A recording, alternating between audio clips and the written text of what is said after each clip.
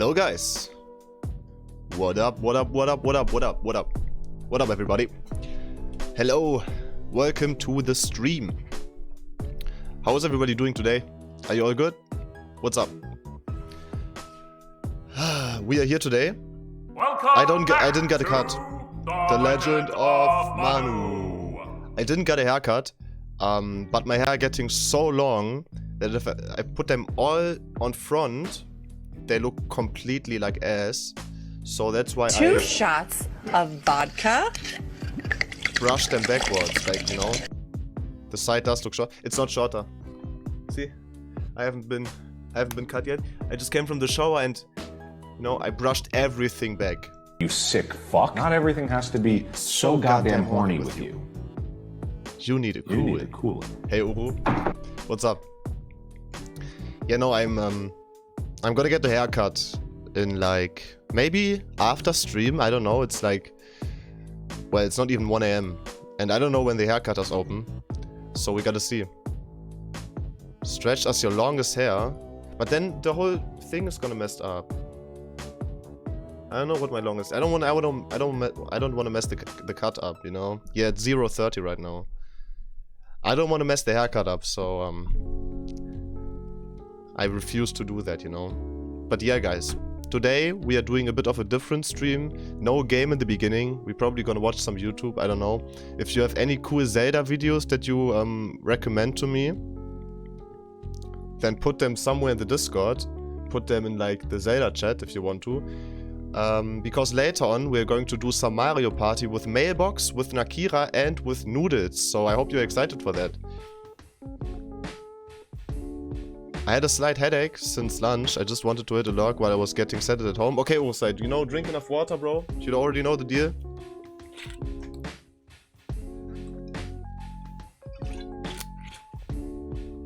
Turn the lights off. Not too much screen time, and then you should be good, Uru. Hope you feel better soon, bro. I got a cut the day before. My hair reached from the back to my forehead. Wait, from the back? Like from here to here? Holy shit. Holy fucking shit. How are you doing, Manu? I'm good.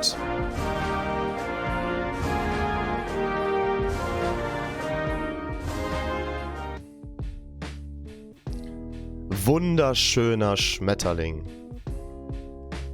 There you go. Beautiful butterfly. Hold on, my tab broke and I can't reload. Oh no. Rip. Rip. But I'm doing good. I'm a bit depressed. I watched football earlier and my team lost. We are out of the Champions League now, man. Dortmund lost against Chelsea. It was such a weird game. Like, so many weird referee decisions that I guess... I don't know, man. I probably, if the decisions would happen to us instead of them, I would like not care, obviously. But it was still a kind of a depressing game. But besides that, I'm good. I'm good. It shouldn't get too much into my head. It's just a game, you know. It's just football. Our question of the day right now is, do you have any games pre-ordered right now? And if so, what are those? What games do you have pre-ordered? I have only Tears of the Kingdom pre-ordered. Because I don't know if there's Pikmin 4 able to pre-order right now. Let me actually check. Oh, there is. Well, I have 2 games pre-ordered now. 21st July. Cool. What? No, I don't want Prime. I don't want any Amazon Prime.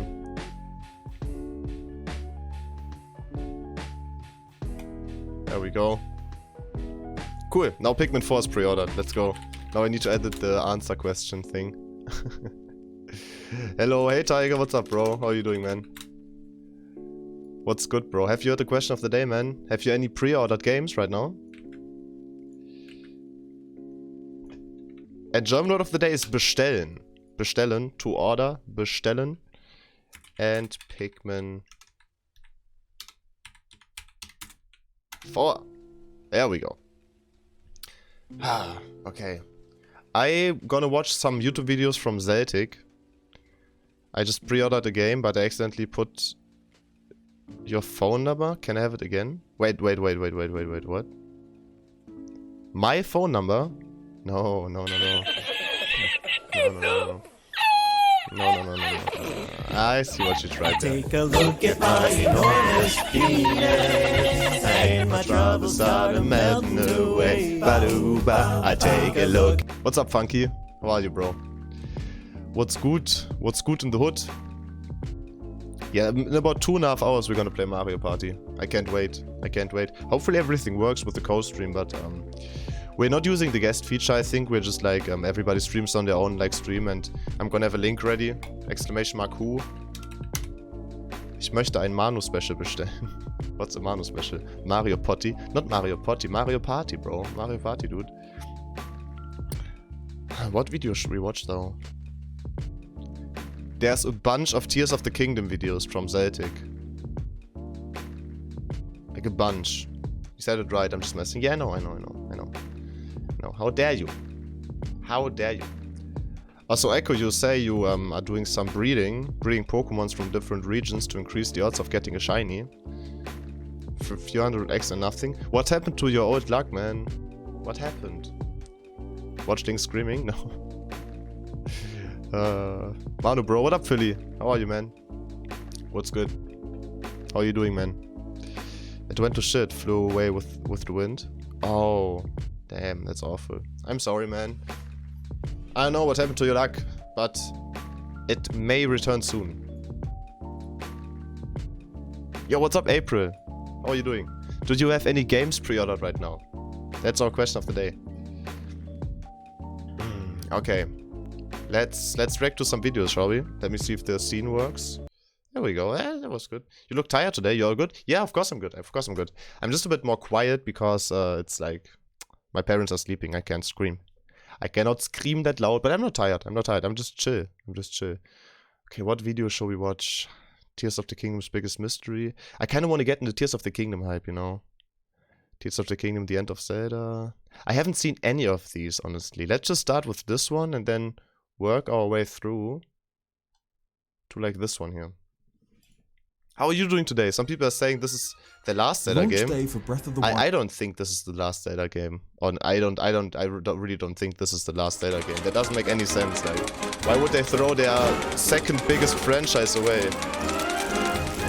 Think he come to town, gonna save the Princess Zelda? Exactly. Okay, that's Sabine Wusebin.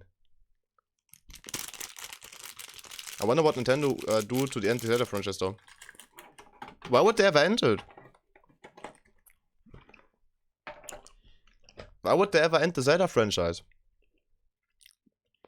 The only way how they gonna end the Zelda franchise is when at one point it's gonna become open. What is it called? Open source or something? Open. There's a word for it. Like after 100 years or something. A brand or a franchise open source to sell, not to sell. Open source, is that the word? What a pinhead. Verkaufen. Verkaufen means to sell. Okay, we're gonna watch Tears of the Kingdom's Biggest Mystery together. I really want to watch that, pretty sure. Is it really open source? I feel like there's another word for it. I think you know what I mean though. The thing that recently happened to Winnie the Pooh. Because now people make like the Winnie the Pooh horror movie, which is apparently pretty bad from what I've heard. Yeah, one day Zelda's gonna turn like that, so, but like Zelda's not even 40 years old. Zelda just turned 35 the other day, so we have like 70 more years. That sounds like fuck off. No, fair, cow, fen. It kind of sounds like fuck off. I'm not denying that. Okay, let's watch it. I'm trying to not pause too much. Launch day for Breath of the Wild sequel, Tears of the Kingdom, is just months away. By this point, with the original game's marketing, is it full HD? Okay, it's full HD. We'd had the original announcement teaser from E3 2014, a small gameplay showcase at the Game Awards that same year, a little clip of Link riding a horse, the E3 2016 Dude, that was trailer, hype. and That was huge hype. amount of gameplay Chocolate milk? footage. Okay, we're gonna get the chocolate milk. Before you watch, go get some milk. Okay, I will get some milk, Philly. Thanks, man. Thanks.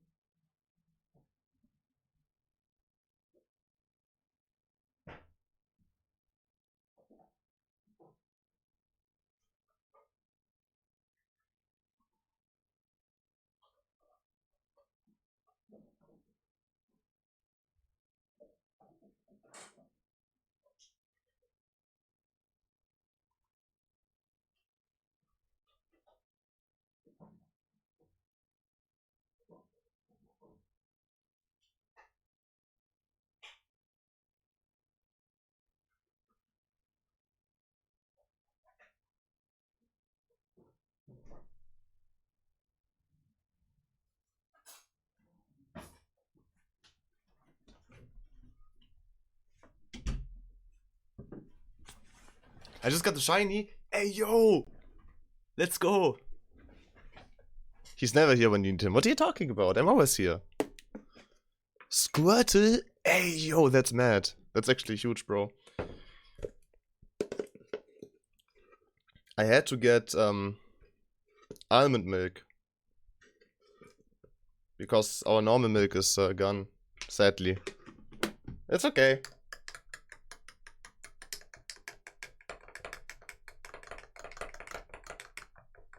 It gives that extra flavor, you know? Cheers, let's watch. The Life in the Ruins trailer, and a massive number of The Life in the Ruins trailer was like my second favorite trailer.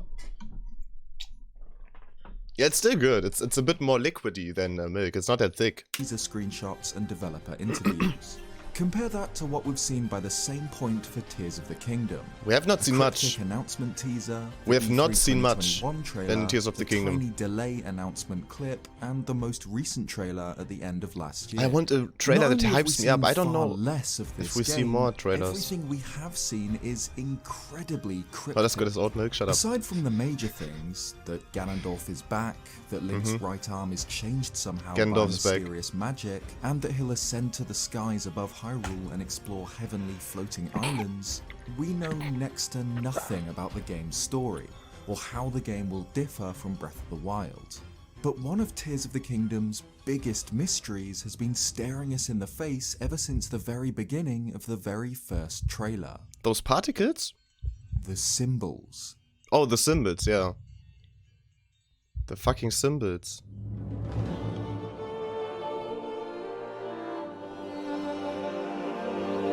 What do you think the symbols mean, guys?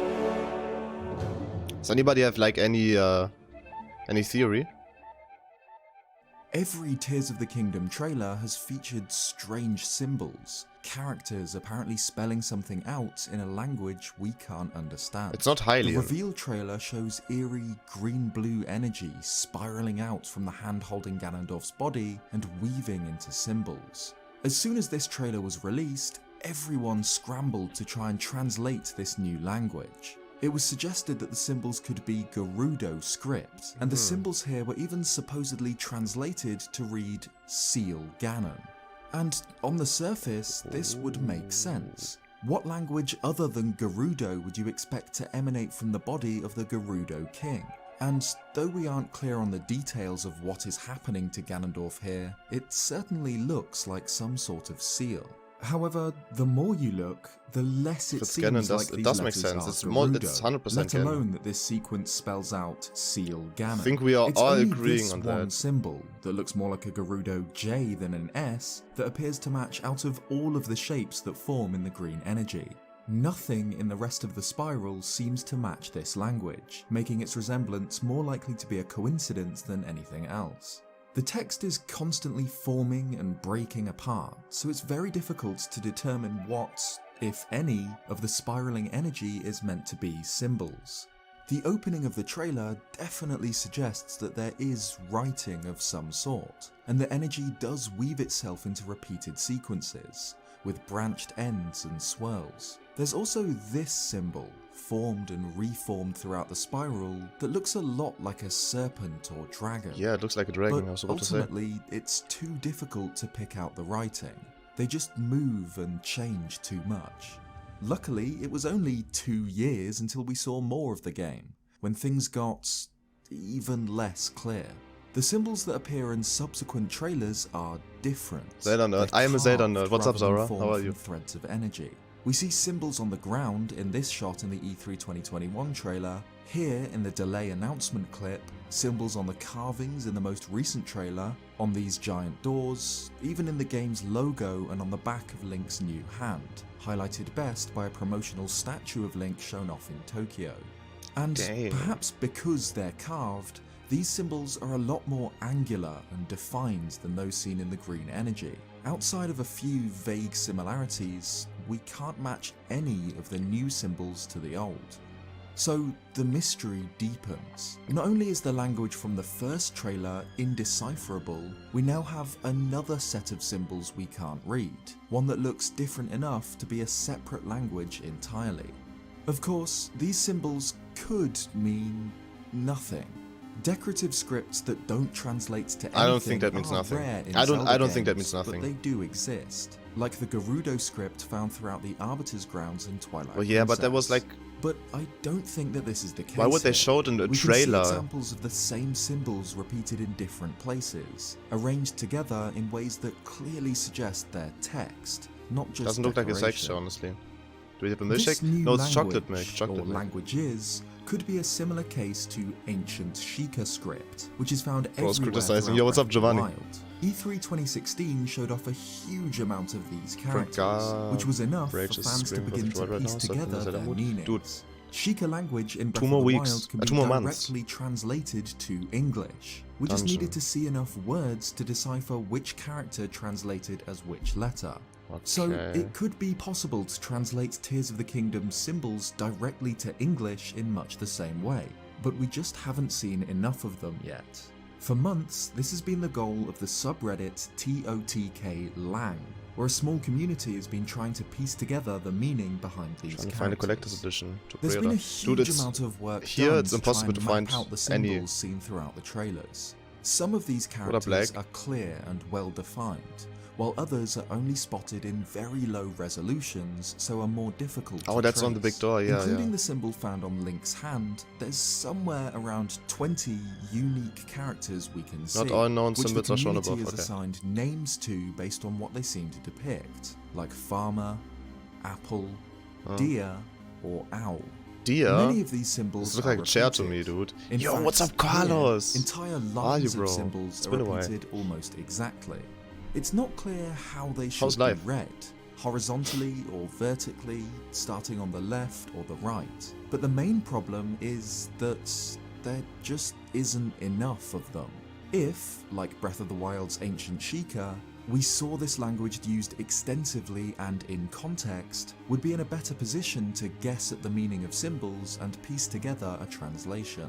But as it stands, either the few examples of the text we see isn't enough, or the translation is much more complicated than that. It's so crazy how some people are like deciphering a language just based on like random symbols. That's so crazy to me how people do that. On the Hytale announcement trailer, the logo itself already had secrets, and people in less than a week figured out what Hytale's story is meant to be about. That's so crazy. That's exactly what I mean. It's insane. I've been debating playing through Ocarina again. Honestly, do it. It's worth. It's a fantastic game. So I highly doubt it doesn't have a meaning. I think it has to have a meaning. It has to have a meaning. They're dropping waves of them periodically around here, so I got my ear to the ground. Dude, hopefully you can get one, man. I'm not sure if I can get one, but yeah. We will see, dude. We will see. Life is good working on my projects as usual. How are you, man? I'm good, dude. I'm good. I'm so excited for this fucking game. You cannot even tell. What's up? I was just at a concert. At a concert? What concert were you at, guys? What's up? We're watching videos right now. Zelda videos. Let's keep going. Like the ancient Sheikah language, this new script seems to be the lost language of an ancient people. There are multiple strong connections between Tears of the Kingdom and the Zonai, a mysterious, magical civilization who vanished thousands of years before Breath of the Wild. I never really saw leaving anything about the behind Zonai in only Breath of the Wild, ruins. besides those Signs ruins. of their architecture are present not only in the caves deep below Hyrule, but also in the skies, where Zonai-esque dragon statues can be seen. So this language might be related to the Zonai, but even if it isn't, it's still apparent that Tears of the Kingdom will deal with a lost, ancient civilization. Someone built these sky islands, and someone was involved with whatever has happened to Ganondorf deep underground. And this language might reveal who. Whether or not the script seen in the green energy is different to the carved symbols, both seem to be closely connected to ancient civilizations. And just like how the Zelda team took inspiration from real-world ancient architecture, like the Thanks for the follow. Mesoamerican feathered serpent design Welcome. for Zonai and Sky Island statues, they might have based this new script on real-world ancient languages. The carved script appears to be logographic, like the earliest writing systems in our world. Okay. The characters could be abstract illustrations of things, like people on the subreddit have suggested, like a farmer and his tool, a deer looking up, or How is that a deer looking up? The thing in the middle, that looks to me like a chair. It's crazy. Holding absence? I never heard about that. But my parents didn't want me to go, so I let them, and I got caught. Oh no, are you grounded now? I'm excited for the new outfits. Yo, Garbrage, dude! Thanks! Thank you so much. Thank you so much for the raid.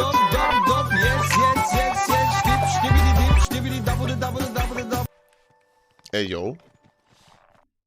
That was good. That was clean. Holy shit. Luca, thanks for the sub. What up? Honestly, thanks for the raid. Holy shit. Hi, how are you? How was the stream, man? What have you guys been doing? Besides Breath of the Wild. Have you only played Breath of the Wild today? One Zelda fan to another. Hey, that's how it should be. That's how it should be. Oops, that was wrong. That was the wrong person. Thanks for the follow. Hi, how are you? Persuasion. Is it Persuasion? And LV Vano. I appreciate the follows. Welcome on in, everybody. There's the wrong person shout out, but we got the real shout out right over here for Garbrage. Hope you guys are doing fantastic. And Luca, man, thank you for the 7-month sub. What up, Luca? It's been a while, dude. I still haven't found that sub alert song. Here, Saber actually found it. Say, I actually have it. Wait. The sub alert song. Hold on. I need it! Here, if you wonder what sound alert that sub is, that's the song. Also, thanks for the water, bro. You freaks and geeks. I'm not a freak. I'm not a freak. Let me catch up with the chat. Zora told me you were doing the Zelda stuff and it was a necessary exchange. I'm definitely dropping you a follow, my friend. I'm definitely dropping you a follow. Also, your rap was fire, so even better, man. Even better. Does the Pokemon DLC count? Of course the Pokemon DLC counts. Of course. Nightbot, I have a regular copy of Tears of the Kingdom pre-order just in case I can't find a collector's edition. That's exactly what I did as well. That's exactly what I did as well. I have pre-ordered Tears of the Kingdom and Pikmin 4. And if I somehow find a collector's edition, I'm definitely gonna cancel the pre-order on Tears of the Kingdom. And I'm gonna get my hands on a collector's edition, dude. It's necessary, man. I've listened to over 200 songs of the library. Right. There you go. There you go. I found it. I found it. What kind of music do you listen to, by the way? Do you hear Deutsch rap? Not much, man. Honestly, not much. I hear more American rap. More American underground rap. Or a rabbit. Right now, guys, we're watching Tears of the Kingdom's Biggest Mystery from Celtic. I'm digging the German accent, mate. Very schmick. Hey, I appreciate it, man. I appreciate it. Glad to hear you enjoy it, dude. Yeah, right now this video talked about like those symbols here. Like, here, those Gerudo symbols or whatever. He tries to figure out what that mean. Where were we? I think here we were. So in the middle, that looks like a chair. American rap, who do you like? I like Hobson, I like Joyner Lucas, I like Flatbush Zombies, I like Travis, I like ASAP Ferg. I like a lot. There's like a bunch of people I listen to on my Spotify. Thanks so much, bro. I still had over 500 songs to go through in the playlist. I'm so happy to that you don't have to do it. Okay, let's keep going. In our world, the characters could be abstract illustrations. Thanks again of for the raid, things, man. like people Your on the homie. subreddit have suggested, like a farmer and his tool, Yep. a deer looking up, Still looks like a or chair. rabbit. Yeah, Like that's a the rabbit. evolution That's a rabbit. of most ancient languages, these symbols would have become increasingly stylized over time. The script bears strong resemblance. But I want to see that to again. Mesopotamia, Egypt, China. Also. Mesopotamia was very, very basic. Holy shit. increasingly stylized over time. Holy shit. The script A bears strong guillotine. resemblances to Yeah, or many real-world ancient languages. In particular, Oracle Bone Script, a very early form of Chinese characters, and Seal Script, its successor. Though it could Okay. also have been based on ancient Mesopotamian and Egyptian languages, pictograms that have been stylized into symbols for runes or letters. The script in the green energy, due to its flowing movement, looks more similar to something like Hieratic, an ancient Egyptian language, except for that little dragon. Yeah. Although the symbols seem to be inspired by ancient writing, I don't think they'd be read the same way. Logographic languages tend to have hundreds or thousands of different symbols, but we see the same few symbols repeated everywhere, much like you'd expect vowels to be if each symbol could be directly translated to an English letter. Or, like some people suggest, translated as Ramaji pairs. Zoesaurus Rex analysed the weighting of the symbols, concluding that it most likely translated into Ramaji, with which she comes up with some fascinating translations. She's gone into meticulous detail, and I've linked her Reddit post in the description, but even she notes that there is some uncertainty. The method, as in-depth as it is, necessarily involves a lot of guesswork, and ultimately, we can't be sure that it's correct until we see more symbols. It seems that whatever method you use, right now the sample size is just too small. Or perhaps it's even deliberately impossible to decipher right now.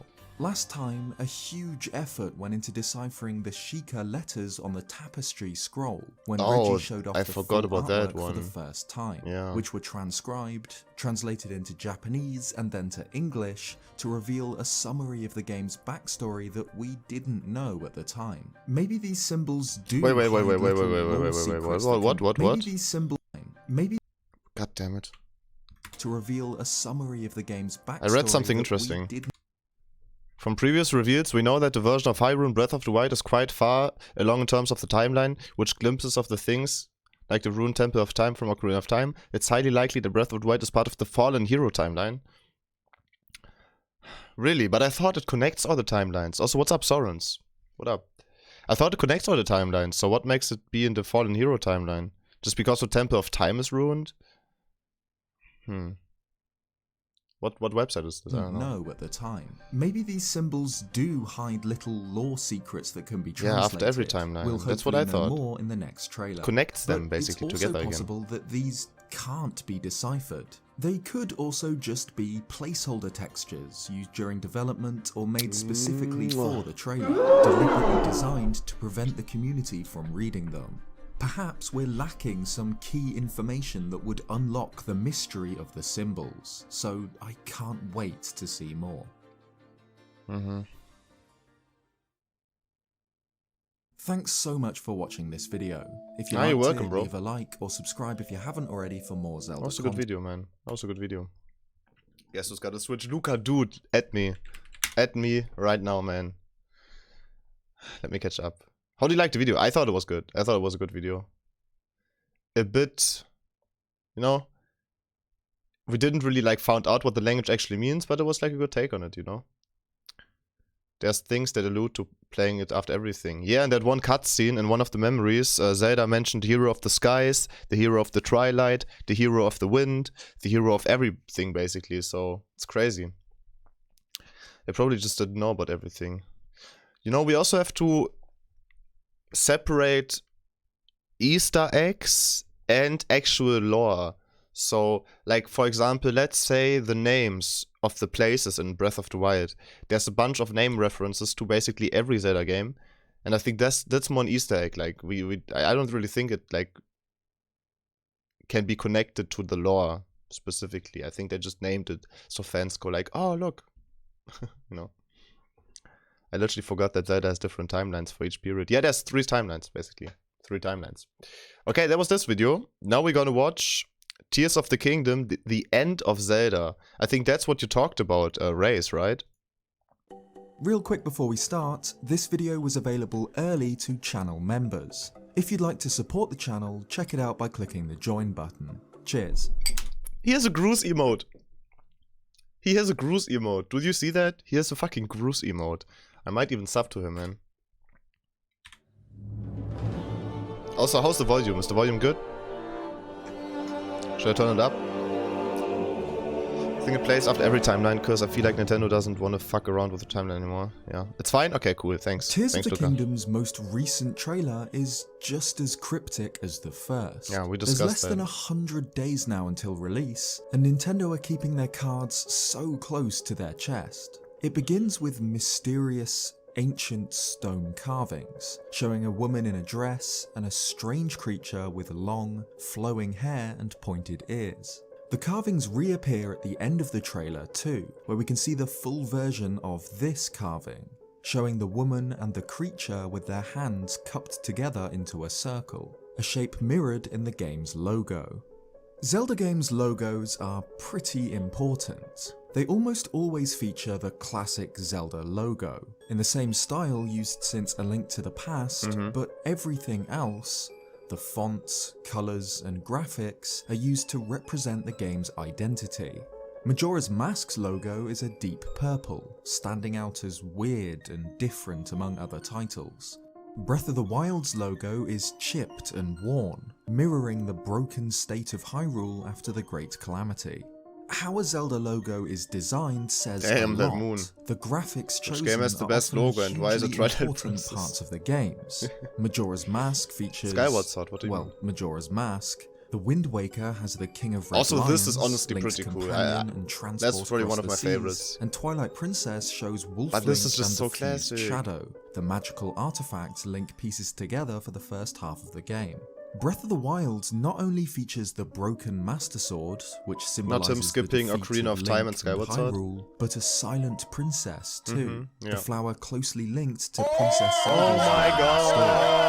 So it's fair to assume that the decisions made about Tears of the Kingdom's logo are important too. You can see the broken masked silent princess too, the flower closely linked to Princess Zelda's role in the story.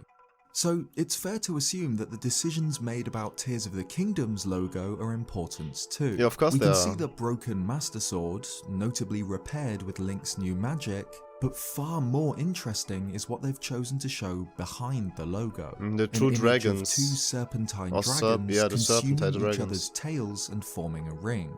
Again, this decision won't have been taken lightly. This symbol probably represents something absolutely integral to Tears of the Kingdom, just like Majora's Mask, the King of Red Lions, or the Fused Shadow. The dragon's design is the same as those found on the Sky Islands. Not just here, but the big doors too, where the dragons also form a ring, Manu, though DJ, they're face to what's up? face And instead. Sniper, They it's good. feature the exact same good, guys. feathers, eyelashes, and horn-like protrusions on their heads. The dragons also obviously glow the same green-blue colour as the new magic, which we've seen not only connected to Ganondorf's body and Link's right arm, but also his abilities, like this jump, That's such a his cool ability. weaponry, like this dragon head This too, flamethrower, man. and the technology found on the Sky Islands, like this stone golem. Just behind the logo, the two mysterious characters form a circle with their hands. Together with Bandits, I posted an analysis video after the last trailer covering these two characters, suggesting that the figure in a dress with long hair could be Zelda, Nah, it's and the 100% Zelda. mysterious alien creature, the goddess, The goddess, Hylia. yeah. The woman looks like a classic depiction of Zelda, with long hair, a dress, and pointed ears. And the pair cup their hands together in a way that Nice, Luca. suggests that they are Gonna two accept it. parts of a whole, as does the pair of Magatama symbols found above the characters.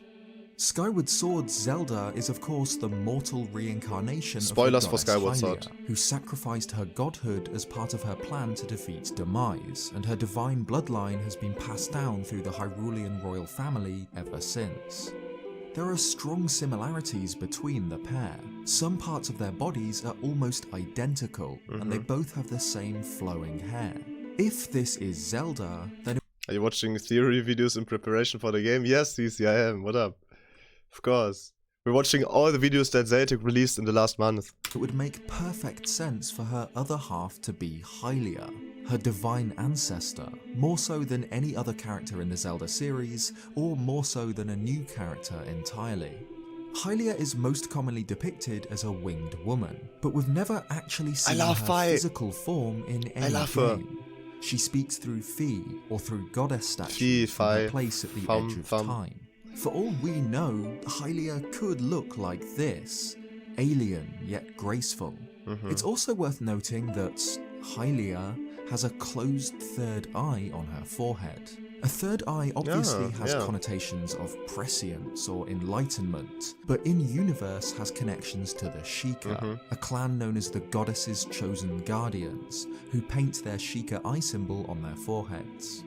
The character who could be Hylia appears to be on a sky island in this carving. We can see clouds surrounding it, mountains below, and the figure stands on a floating platform.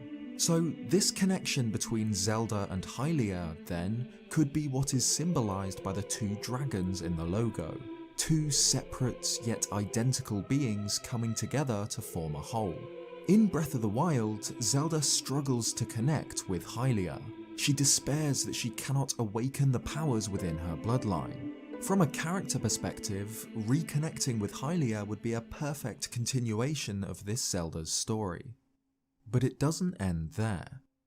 The dragon symbol is an example of an Ouroboros, a symbol used since ancient times depicting a serpent or dragon eating its own tail. It symbolizes infinity and eternity, an endless cycle of life and death, which is obviously fitting for the Zelda series, a story that tells of the endless rise and fall of Hyrule, the inevitable return of evil balanced against a hero to defeat it. But this isn't a traditional Ouroboros. Here it's formed from two serpents, each eating the other's tail, two basically becoming 69 one in a loop without end, forever chasing one another. This is notably different to the design on the doors, which features the same dragons, and then they are only kissing, faced in opposite directions so that their heads meet together at the top. This is true for the hand symbol formed by who we're assuming is Zelda and Hylia too. Their hands are pressed together in a circle, but are the same way up. So perhaps the fact that these dragons are facing the other way, eating each other in a loop, symbolizes an imbalance of forces, as opposed to the dragons on the doors, which face each other and stand still. It could be that Link will have to reset this, to fix an imbalance responsible for cycles of prosperity and destruction. If we assume that this symbol is connected to the pairing of Zelda and Hylia, like the hand symbol suggests, then what this Ouroboros represents could have fascinating story implications. Before Skyward Sword, the goddess Hylia became Zelda, but this symbol, and the cupping together of their hands, might suggest that, in turn, Zelda will become Hylia, who reincarnates as Zelda, who becomes Hylia, and so on, in an endless cycle. This would necessarily involve the most powerful Zelda ever. Magic, which, of course, the Zelda she actually becomes Hylia, like the goddess of everything. It's clear from the trailers that Tears of the Kingdom will feature ancient ruins and forgotten secrets. In particular, the stone carvings featuring the character who resembles Zelda look incredibly old. The symbols seen here match those found on the mysterious, presumably ancient Sky Islands, so for the princess to appear here, it means that this is either a depiction of a different incarnation of Zelda, or that Zelda will travel to the past. We know that she discovers Ganondorf's body alongside Link, but also that she falls into a deep cavern, literally consumed by the darkness and nothing else. As you'd expect, Link appears to be adventuring through the clouds by himself, which begs the question, what happened to Zelda and where is she now?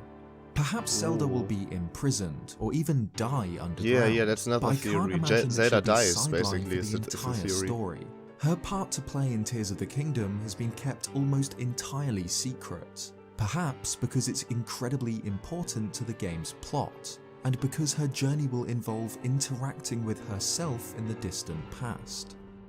But let's go even further. Okay, if Zelda really dies, huge L. But also there's other theories that there might be Zelda and Link separated in two different like missions or like adventures, and we actually play as Zelda. I've been playing card all day. Dude, don't get too sweaty, bro. Luca, don't get too sweaty. Don't give me don't beat me in Mario Kart, please. Could it be that in Tears of the Kingdom, Zelda and Hylia will become one? Yeah, exactly. Race. You put it on the dot.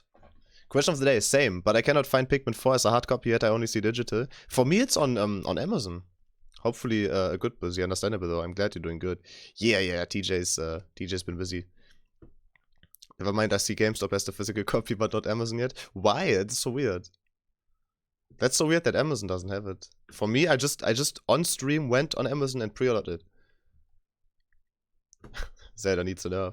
I want to pre-order Tears of the Kingdom, but there's a couple of other games I want to get first, like Jedi Survivor and Resident Evil 4 Remake. Is Resident Evil 4 Remake out yet? Or is it not? Like, I heard it. I thought it's out. But maybe it's not. Not gonna lie, I'm excited for Jedi Survivor. I'm hoping I can play off my friend's console so I don't have to buy it. I mean, where does it release on? Isn't it on like all the new gens? I don't know if I'm gonna get it.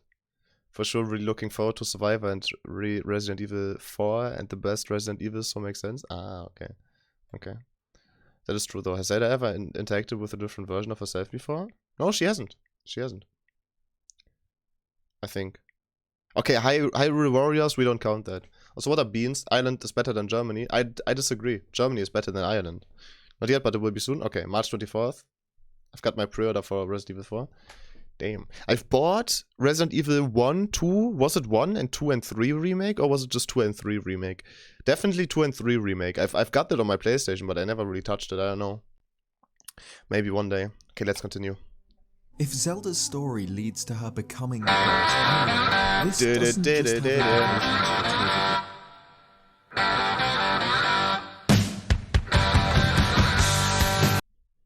Thanks, Beans. Thanks. Let's go even PC, further. Xbox, and PlayStation for Jedi. I don't want to play it on PC. Leads to her becoming the goddess Hylia, this doesn't just have implications for Tears of the Kingdom PC is the and best. for this Zelda. What if the Ouroboros symbol not only represents the cycle of the princess and the goddess, but the Zelda timeline itself? Oh my god, so This Skyward idea Sword? sounds ridiculous. That We sounds know really how ridiculous. the Zelda timeline begins, with Skyward Sword and Hylia. Yeah. Breath of the Wild already drastically changed the Zelda timeline as we knew it, by taking place at the end of every timeline. This shouldn't be possible. The three timelines following on from I hope they Ocarina of explain it in Time the are game. completely separate threads of history, with entirely different versions of Hyrule. Yet still, Breath of the Wild takes place at the end of every one, so far in the future that anything before is lost and forgotten in the era of myth. Breath of the Wild's director, Hidemaru Fujibayashi, also led the development of Skyward Sword. The two 3D games with him at the helm bookend the timeline. What a legend. The very beginning and the very end. What a fucking legend, Could man. Tears of the Kingdom connect these ends? Like the Ouroboros suggests, the Zelda timeline... What does it say? Ah, it's just a timeline. It's just a timeline. Okay. That's the timeline, okay. ...leads up to Breath of the Wild Zelda becoming Hylia, with Tears of the Kingdom leading into Skyward Sword and the entire timeline, which ends, once again, with Breath of the Wild and Tears of the Kingdom. This could be supported by the sudden appearance of floating islands above Hyrule, which obviously calls back to Skyloft and the islands above the clouds in Skyward Sword. Dude, can you These were raised imagine? by the goddess Hylia in order for Hylians to escape from Demise and his armies on the surface. Could these sky islands be the very same? This figure stands on a platform floating above that's cap. Hyrule. That's Perhaps it's her magic that holds the sky islands up, just like Hylia's power raising Skyloft. If Tears of the Kingdom bends the timeline into a circle, and Hylia's story leads through into Skyward Sword, then the same floating islands could appear at both ends of the Zelda timeline, with Breath of the Wild Zelda ending up being the one that raises them skyward. This wouldn't mean that Tears of the Kingdom is the last Zelda game ever made, though.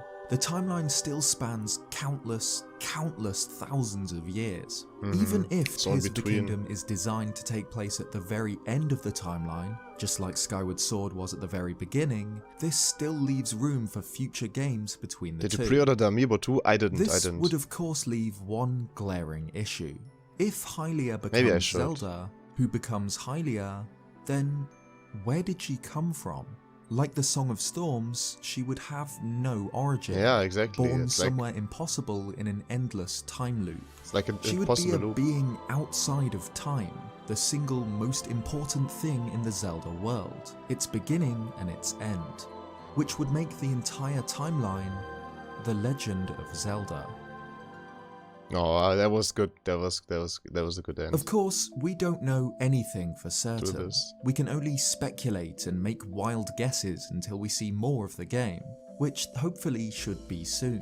What do you think about the Ouroboros symbol? What could it mean for Tears of the Kingdom? I don't know. Thanks for watching this video. If you liked it, leave a like and subscribe if you haven't already for more Zelda content. If you want to help support the channel, then consider becoming a member with the join button for perks. Yeah, maybe one day I'm gonna become a member for that juicy as Groose emote. Here, does Zelda die in Tears of the Kingdom? That's the theory, I mean. I think I've heard about this before. Manu, I have a video. Is it about Zelda? Beans, is it about Zelda? Imagine if Breath of the Wild Link is the one who created the Love Twink tradition, bro. Oh, shit. Okay, Beans, send it. I'm gonna watch it. What if the Zelda and Hylia thing was just a time loop, so neither of them came from anywhere? They just always were? That would be trippy. Dude, that would, like, fuck up my mind, man. Check Discord. I am checking Discord. Oh no, Beans DM'd me. Okay. Let's watch this. What the fuck is this, Beans? Why does it start with football?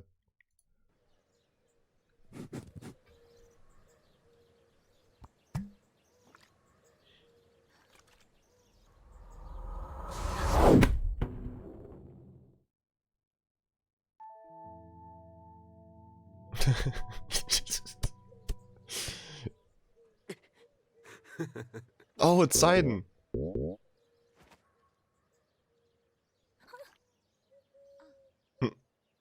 This is so stupid. One of the things he looks. What do you mean? I don't look like this. I look better.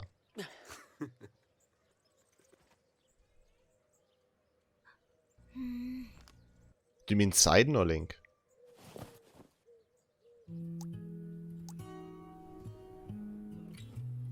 What the fuck? What the fuck?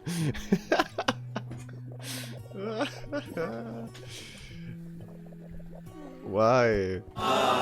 What is that for? Is that power? Pyra?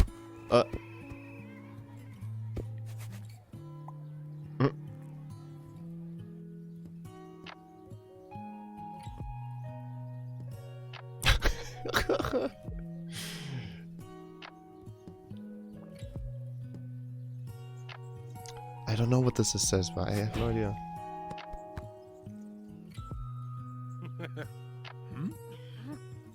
What up, Daruk?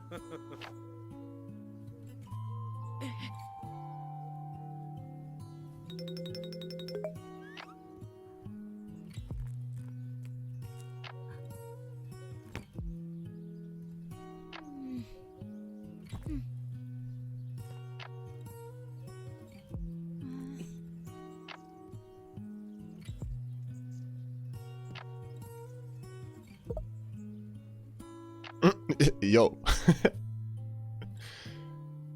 What the fuck?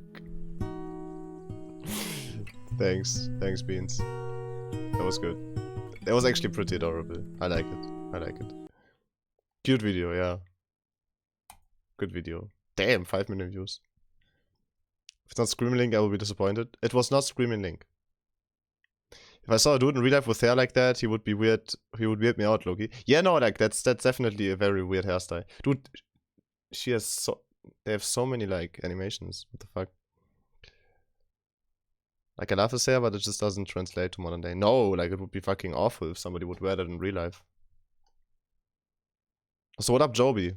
When they first announced it and said the name was a spoiler, I was like, what did they name it? The Legend of Zelda? Zelda dies at the end. No, they don't say the name is a spoiler. They say the name is a reference to the main feature, the key feature of the game, gameplay-wise or like story-wise. That's always what it was, right? I told Chan to do the Breath of the Wild hair. You should redeem it for like 100k or something. Cut his hair and then make the Breath of the Wild Link hair. So basically I'm going to beam this into your mind and turn it into a Pavlovian trigger to cause you to start killing people. I don't even know what that means. I'm not gonna kill people. Cute, but I'm disappointed. I'm not disappointed. I didn't expect anything, so I can't be disappointed. It's Beans. That was the most cringe video I've seen in a while. I liked it. It was pretty cute. Zelda Tears of the Kingdom Trailer 2 analysis. Oh, okay. That should be interesting. That should be interesting. I like analysis videos of trailers, honestly. Shit's always fun.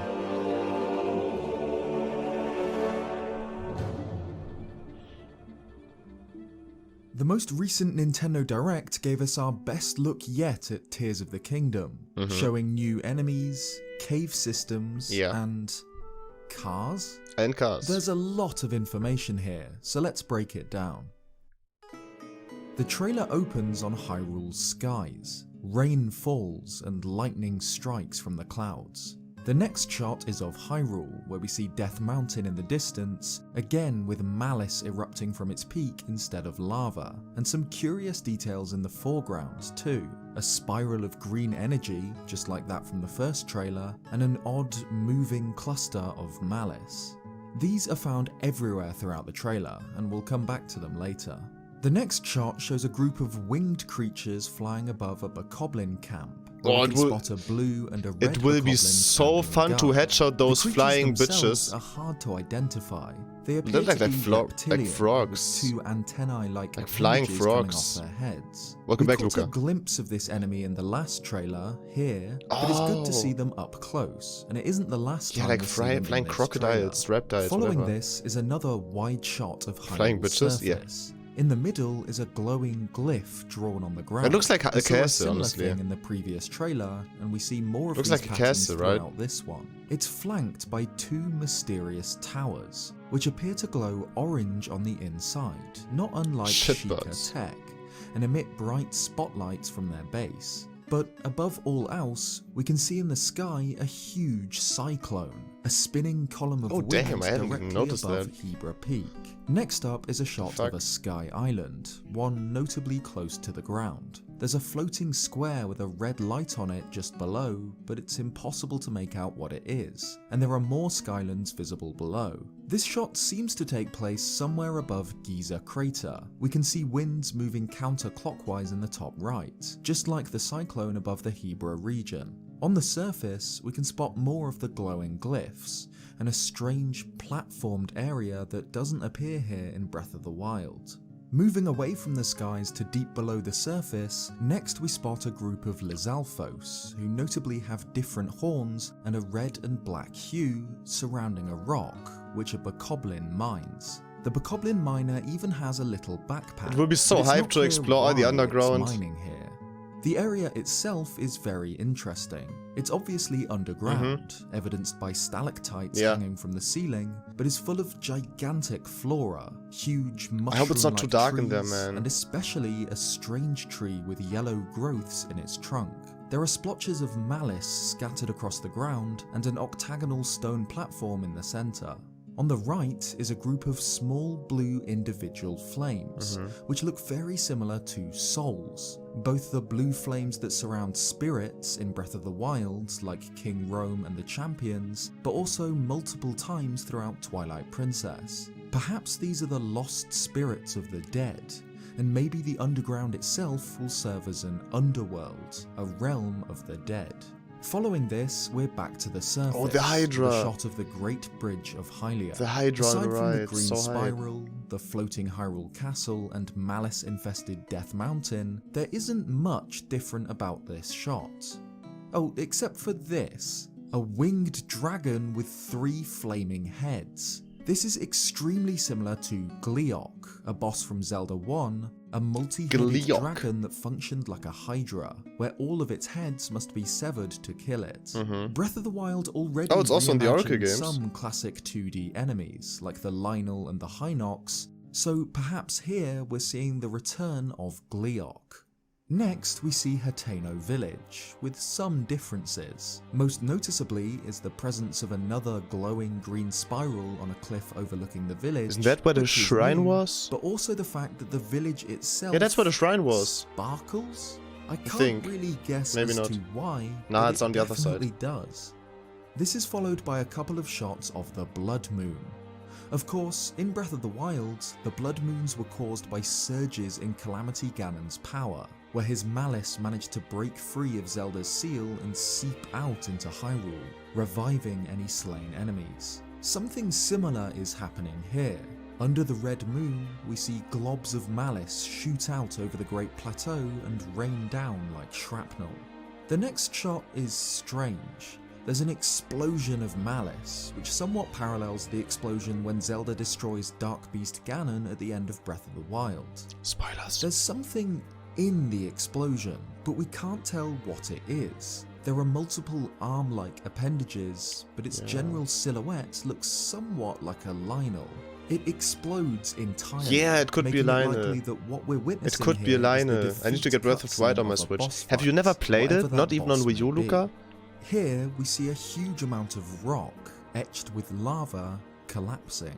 The I texture thought for a is second it's like identical to a that boss. of Igneotalysis, meaning that this could be a massive version of one of them. Yeah, It could you just haven't, as bro. easily be a Play large it before chunk Tears of the Death Kingdom Mountain comes out. collapsing. Trust me, This play is it. followed by Hyrule Castle crumbling, an identical shot to the E3 2021 trailer where we saw the castle begin to rise into the sky. We then see the Great Plateau, again under the red sky of a blood moon. We can spot pools of malice on the surface, and in the distance, another of the glowing glyphs on the ground. Here, we see what might happen when the globs of malice from an earlier shot reach the ground. 4 bokoblins hang limp like puppets, before animating one by one.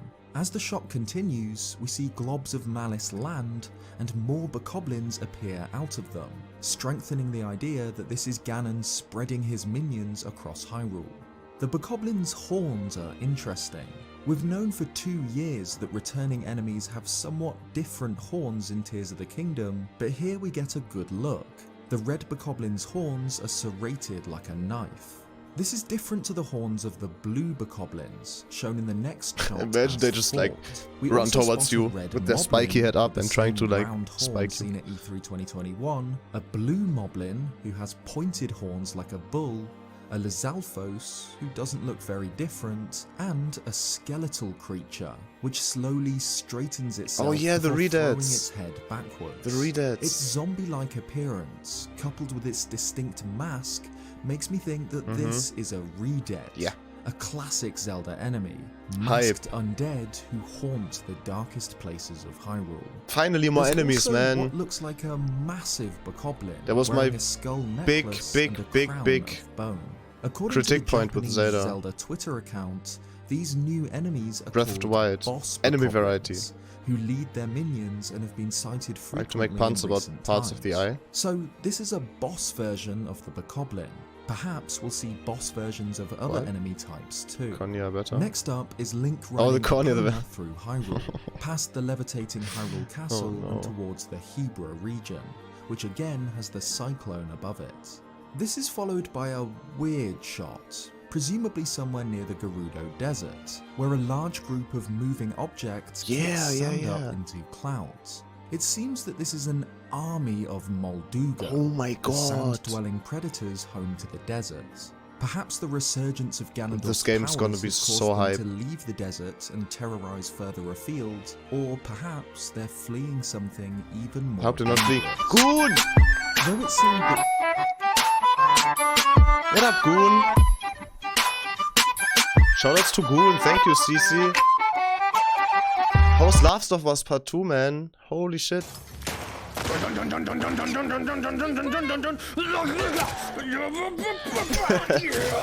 Nice. Nice, nice. Show them who's boss. Yeah.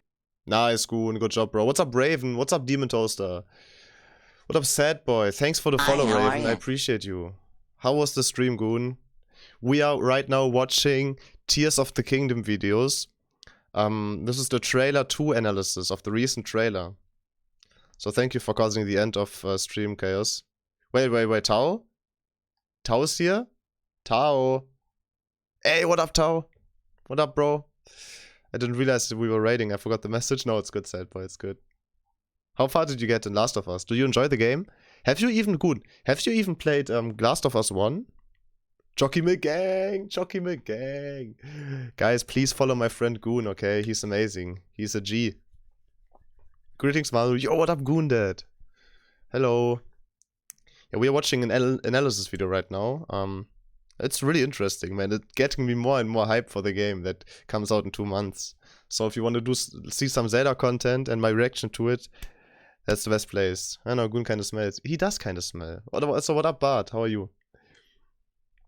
Goon does kind of smell pretty bad. I'm hiding here, Goon. Why would you ever hide from Goon? Did you hear about the baseball player that went on a date? He struck out by third base.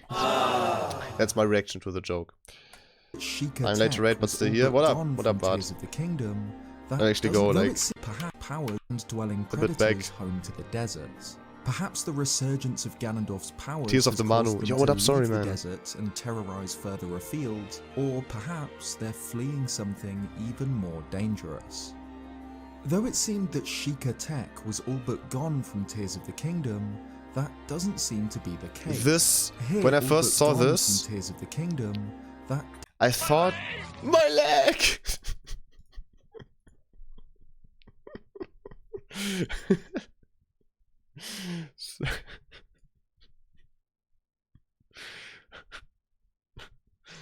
Oh my god. What was I even saying? That's what I thought, yeah. This is the new Zelda? This is the new Zelda, yeah, sad boy. This is the new Zelda. When I saw this for the first time, I thought he's inside a dungeon or something. But then, as you can see, can you even see my mouse? You cannot see my mouse. Wait, let me see. Capture cursor. It should capture the cursor. Why is it not capturing the cursor? Oh, there it is. Here. Oh, god damn it. Was all but gone from Tears of the Kingdom. That doesn't. You can see here, there's like, it's outside somewhere. So I don't think it's like inside a dungeon, man. It's like inside a dungeon. Can't wait to save Princess Link as Traveler Zelda. Yeah. Should I add that as a quote? What? You can add this as a quote. I only know about the readouts because of Smash Bros. Melee. Bro, Smash Bros. Melee, like the story mode thing was fun. Here, Airborne dungeon? It could be an airborne platform, dungeon. Where 6 guardian appendages snake out It also of the could be like a ground building and or something. One holds something resembling a spool of wine. It's a razor. The Sheikah runes on the ground can be translated to read transport. So perhaps this place is a teleporter of some kind. Maybe lets him go underground. To build transports, which is something we'll cover later on. Oh yeah, you know that he's right.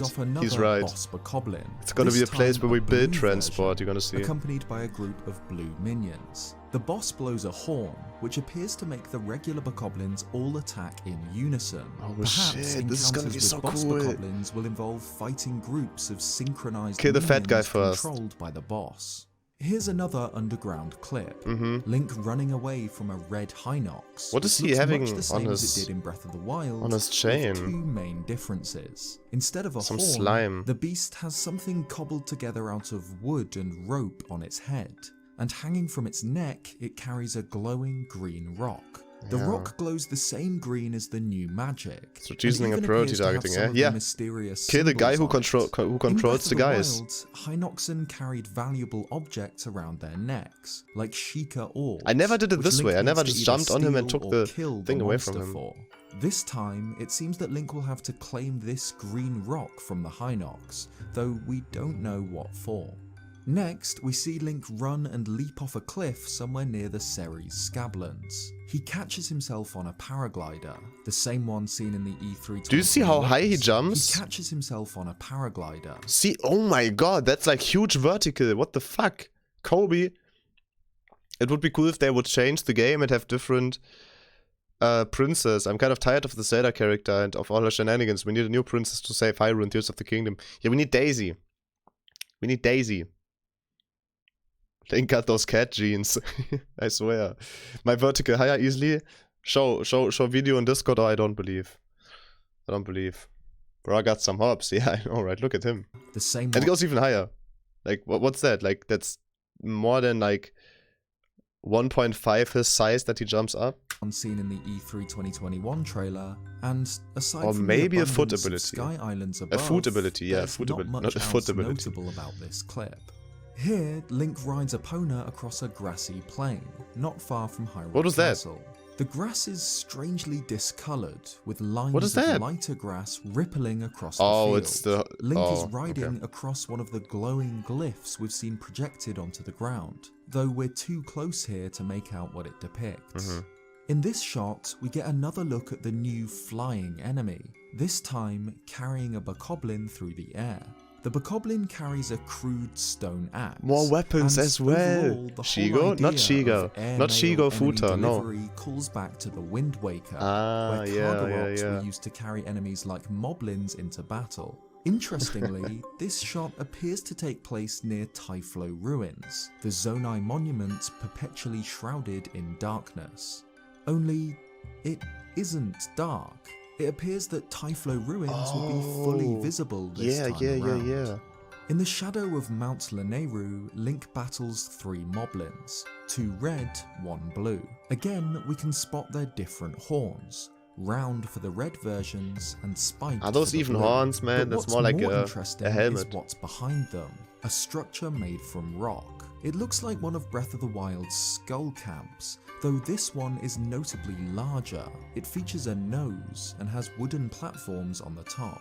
Up into the skies. Oh yeah, now, it has a where Link nose. battles a new Dude, enemy, this is gonna a be so golem cool. Made entirely of boxes. What the fuck connected is this? and presumably animated by coils of green. So it's like a energy. Korok puzzle The design of the coming to life. boxes, with ancient-looking stonework and green lines, is reminiscent of the architecture of the Sky Islands and the other golem found here, making me think that this golem is friendly, or at least Yeah, that looks connected very to the friendly. islands in some way. That looks very Perhaps friendly a to me. construct designed for practice or to test Ah. Link. The box that forms its right shoulder is different. It glows much brighter than the others. Maybe this glowing box is a weak spot, and destroying it will cause the golem to lose its right arm. Finally, the trailer gives us another look at the big man himself, big man. reanimated corpse of Ganondorf. Friendly. He looks much the same here as in the E3 2019 and E3 2021 shots, though the hole in his chest is much more prominent here, with malice clouding That reminds me of... I don't want to spoil Skyward Sword. the wound. His I don't body wanna spoil. creaks as he straightens, Futterballer? presumably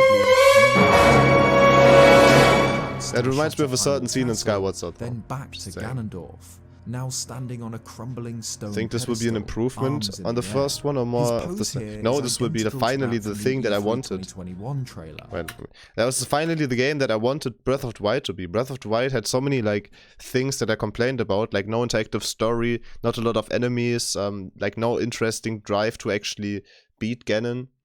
But this looks like that Ganondorf is actually attacking us, and we're having to fight him while he's attacking us, not that we have to clean up that he already beat us, like in Breath of the Wild. I think this will be way more engaging and way more fun to me. To Ganondorf, now standing on a crumbling stone pedestal, arms in the air. His pose here is identical to that from the E3 2021 trailer, and his eyes light up with malice in the same way as the reveal teaser.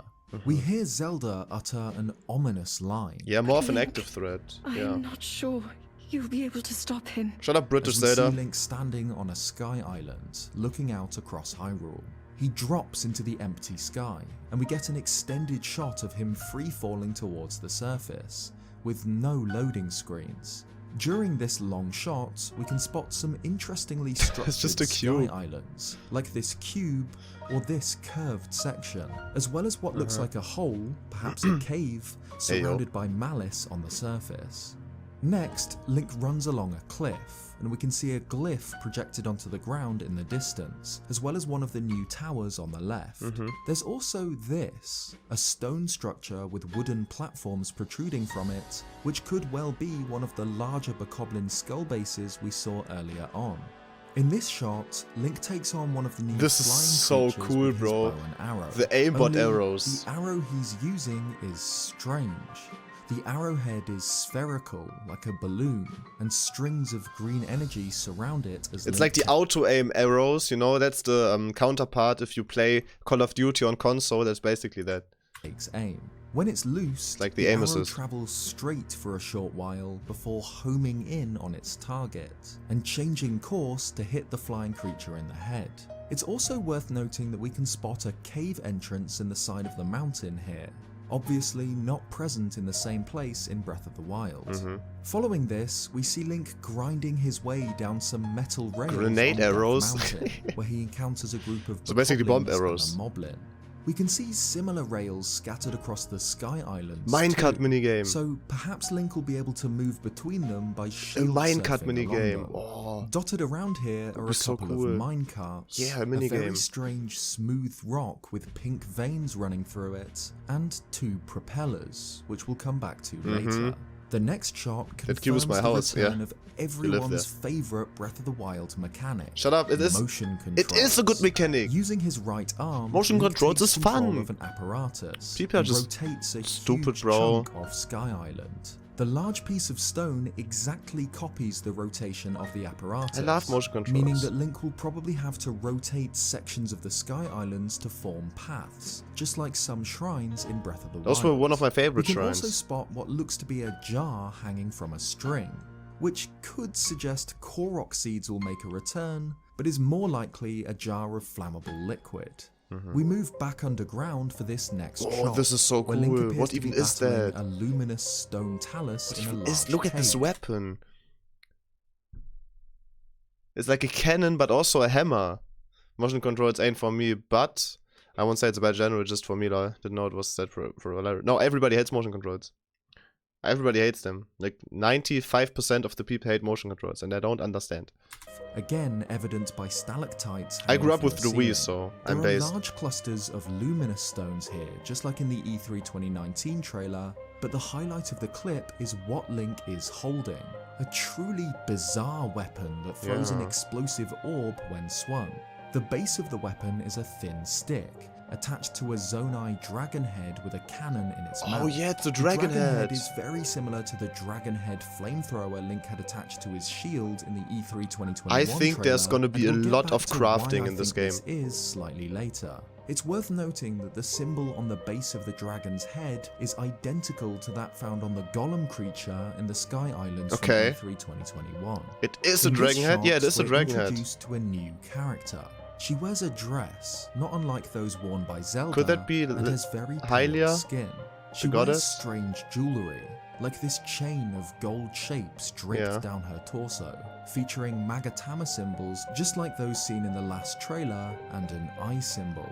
She extends her right hand, and in the To next Link. shot we see Link reach out and grasp it. We don't know who this character is. Her body type and dress are similar to Princess Zelda, so this figure could be Zelda from the past, or far future, or even the physical form of the goddess Hylia, Zelda's divine ancestor. Whoever she is, It's Midna. the Yeah, fact no. that she Yeah, and it's Link Midna. hold hands suggests that she is in some way connected to the spectral hand from the first trailer and Link's strange new arm. The very next shot has Link looking up at his hand, almost as if holding the mysterious figure's hand was a dream. In my latest Tears of the Kingdom theory video, I suggested that this strange character could be the goddess Hylia, who Zelda will reconnect with over the course of the game. If that's true, then this figure could be Hylia herself, appearing in person for the first time in the Zelda series. Next, Link uses his right arm just like Breath This of the Wild's is so Magnesis cool. rune to retrieve a wheel from a bog This on is the Great so Plateau. cool. Look at And this, then, guys. in the very next shot, has apparently used it He has a car. He drives a fucking car.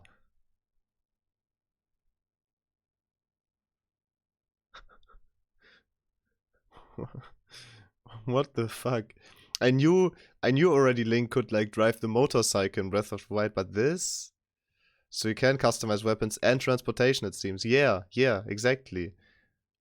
And that also makes sense with the one place he found, where it said transportation or transport. It's basically maybe the place where we can craft those vehicles.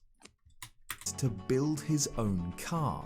2 large wheels, 2 smaller wheels with serpent heads, a power source, and even headlights are all linked together by a gunky green substance, which together turn a small wooden platform into a car.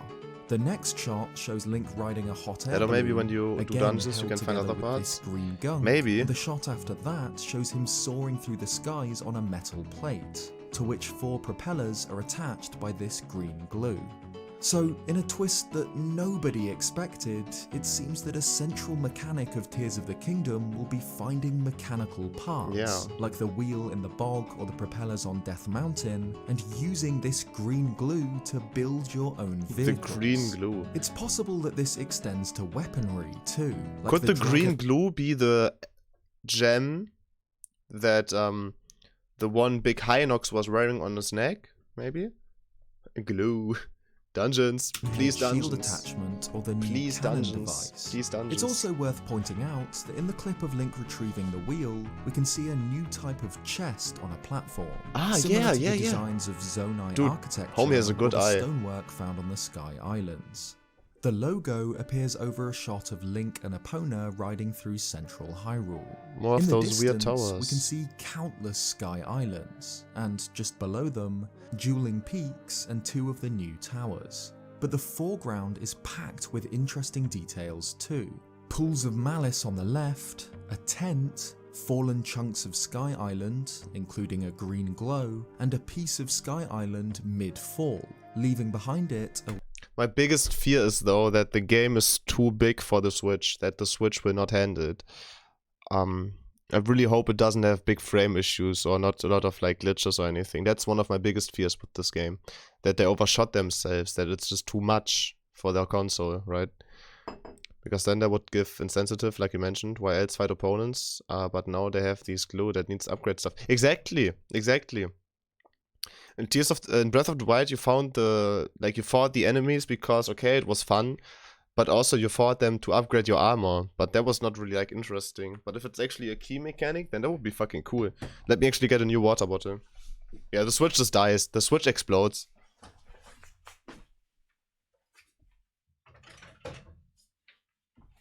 But I trust in the Nintendo developers. I trust that they managed to make it happen. wispy trail of green-blue energy. We saw in the E3 2021 trailer that Link can reverse the momentum of these fallen chunks and ride them back up into the sky, so it's cool to see them fall here. The green glow here sits at the base of a stone structure, separate from the chunk of Sky Island it's next to. The glow is very subdued, it doesn't spiral out like we've seen in multiple areas across Hyrule. This makes me think that these glowing green spirals will have to be activated in some way. Here could be an example of an inactive one, which would begin to emit the energy spiral once Link interacts with it. These spirals are found all over the map, often near where you'd find a shrine in Breath of the Wild, like near Tabantha Bridge Stable or Hateno Village, so perhaps they function as points that Link can fast travel between. But the trailer doesn't end just yet. We cut one final time to Ganondorf, bent backwards on the stone platform. It looks like some deep Resident Evil underground. type of shit. From his chest wound bursts a tendril of malice, which weaves through the air and lunges towards Link. Notably, the Master Sword isn't broken at this point, but it is covered in malice, and Link's right arm has already been damaged. Just before the malice hits him, Link turns, drops the Master Sword, and jumps into an abyss, falling with his damaged arm outstretched, reaching for Zelda. In the very first reveal trailer, we saw Zelda fall as the ground crumbled beneath her, just like how she drops into the darkness in the Why does E3 Zelda fall so much? 2021 trailer. But we also saw Link catch her, and the spectral hand catch Link. Things are slightly different here. Link is reaching for Zelda with his damaged hand, whereas in the 2019 trailer, his hand is gloved. But this could be a change made during development. Maybe Link will miss, and Zelda will fall into the crevice like in the 2021 Another shiny scroll trailer, at 60x, or maybe nice. he'll reach, catch Nice, dude. Zelda, and be caught in turn by the mysterious hand. At the end, we hear Zelda's voice once more, Please, lend him your power. asking an unknown person to lend Link their power.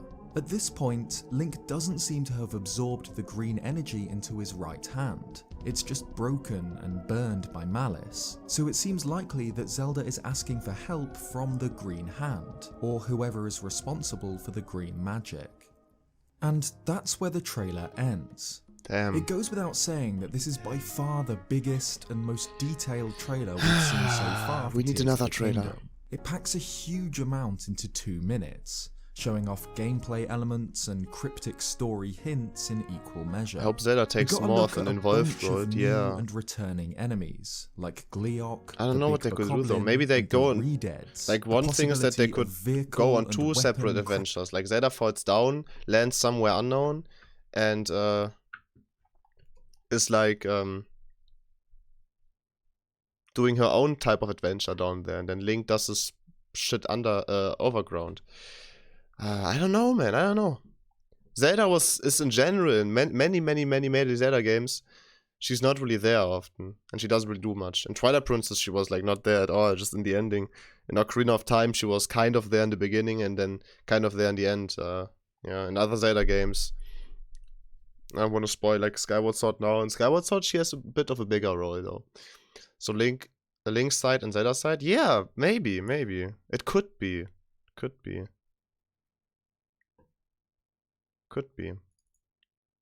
Crafting systems, and a mysterious new character, a woman who could be related to Princess Zelda, perhaps even Hylia herself. But the trailer wasn't the only source of new information. Nintendo posted various screenshots and artworks to their social media channels. There's so many like things leaked about this game already. There are so many leaks because the art book of this game got leaked. So there's like so much more stuff that I could look into, but I don't want to, honestly. And the eShop listing for Tears of the Kingdom shows off a handful of additional screenshots. Yeah. The eShop listing mostly shows higher resolution screenshots from the trailer, but there are a few new ones, like she's this, really there in Spirit showing Tracks, Link not physically though. skydiving Oh yeah, she's a towards ghost, right? cluster of islands. Oh my god, look at this. Is the big structure in the middle probably where Link runs out of the big door there? So why does he look so weird? Also, there's another dragon. We get a good look at the broken Master Sword on Link's back, as well as the stone structures on the islands, like this giant tower. We've seen similar towers in multiple different shots, but never this clearly. There's also this, a dragon flying through the clouds in clear view. No need to deep dive, I just pointed enough out these. in my Yeah. last analysis video Even though that you could just about make my heart out a wants to dragon know. here, but it wasn't clear. This time it's unarguable. The colours match up most closely to Naedra out of Breath of the Wild's 3 dragons, but this one has strange yellow coloration around the neck and along its body. So it's either Naedra once again corrupted by something, or a different dragon entirely. I hope the dragons There's play more of a also role. this screenshot of Link looking out towards the southwest, towards Spectacle Rock and the Gerudo Desert. The stupid We cube. get a good look at the islands, including a rotating gyroscope section like we saw in the trailer, and another look at the floating cube, which, interestingly, is directly above the South Lome Labyrinth. Perhaps these cubes aren't Sky Islands at all, but Breath of the Wild's labyrinths, now floating high above where they once sat. And finally, there's this. A screenshot of Link fighting the box golem from earlier. That looks like very high resolution though. Holy shit, that looks great, honestly. I still don't really like the... I don't know, I was never a big fan of the art style, how Link looks in this game. Never really like the biggest art style fan of Breath of the Wild.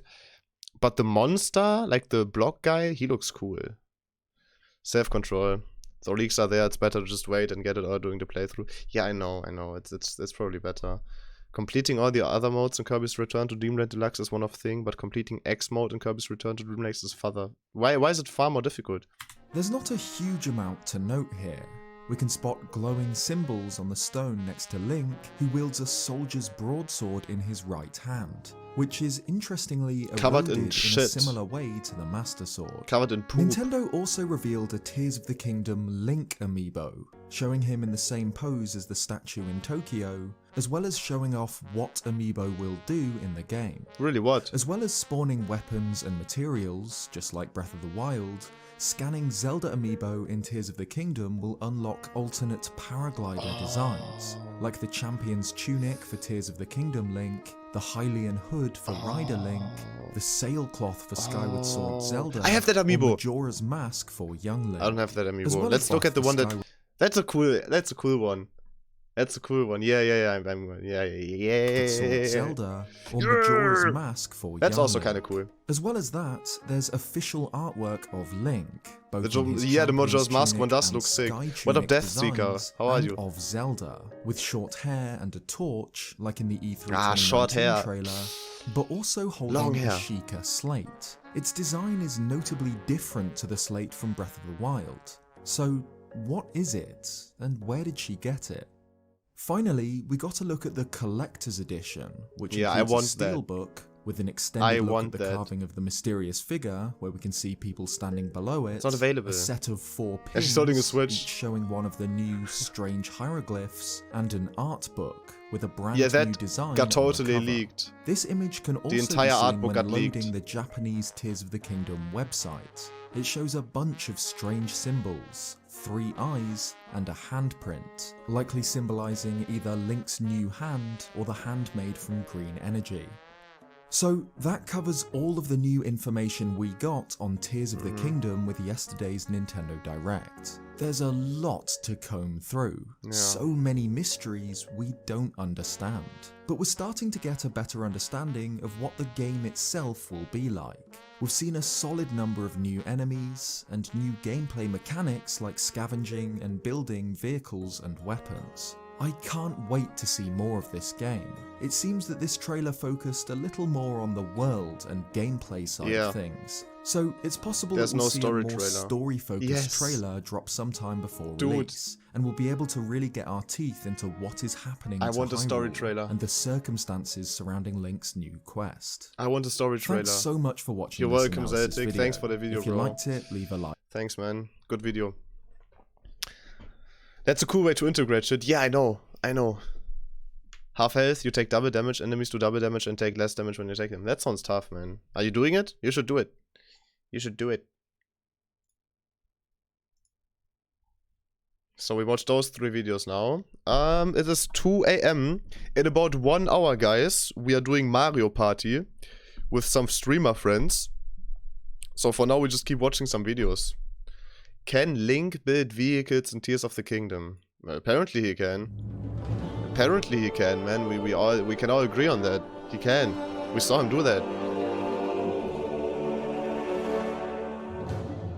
It's clear as the day to me.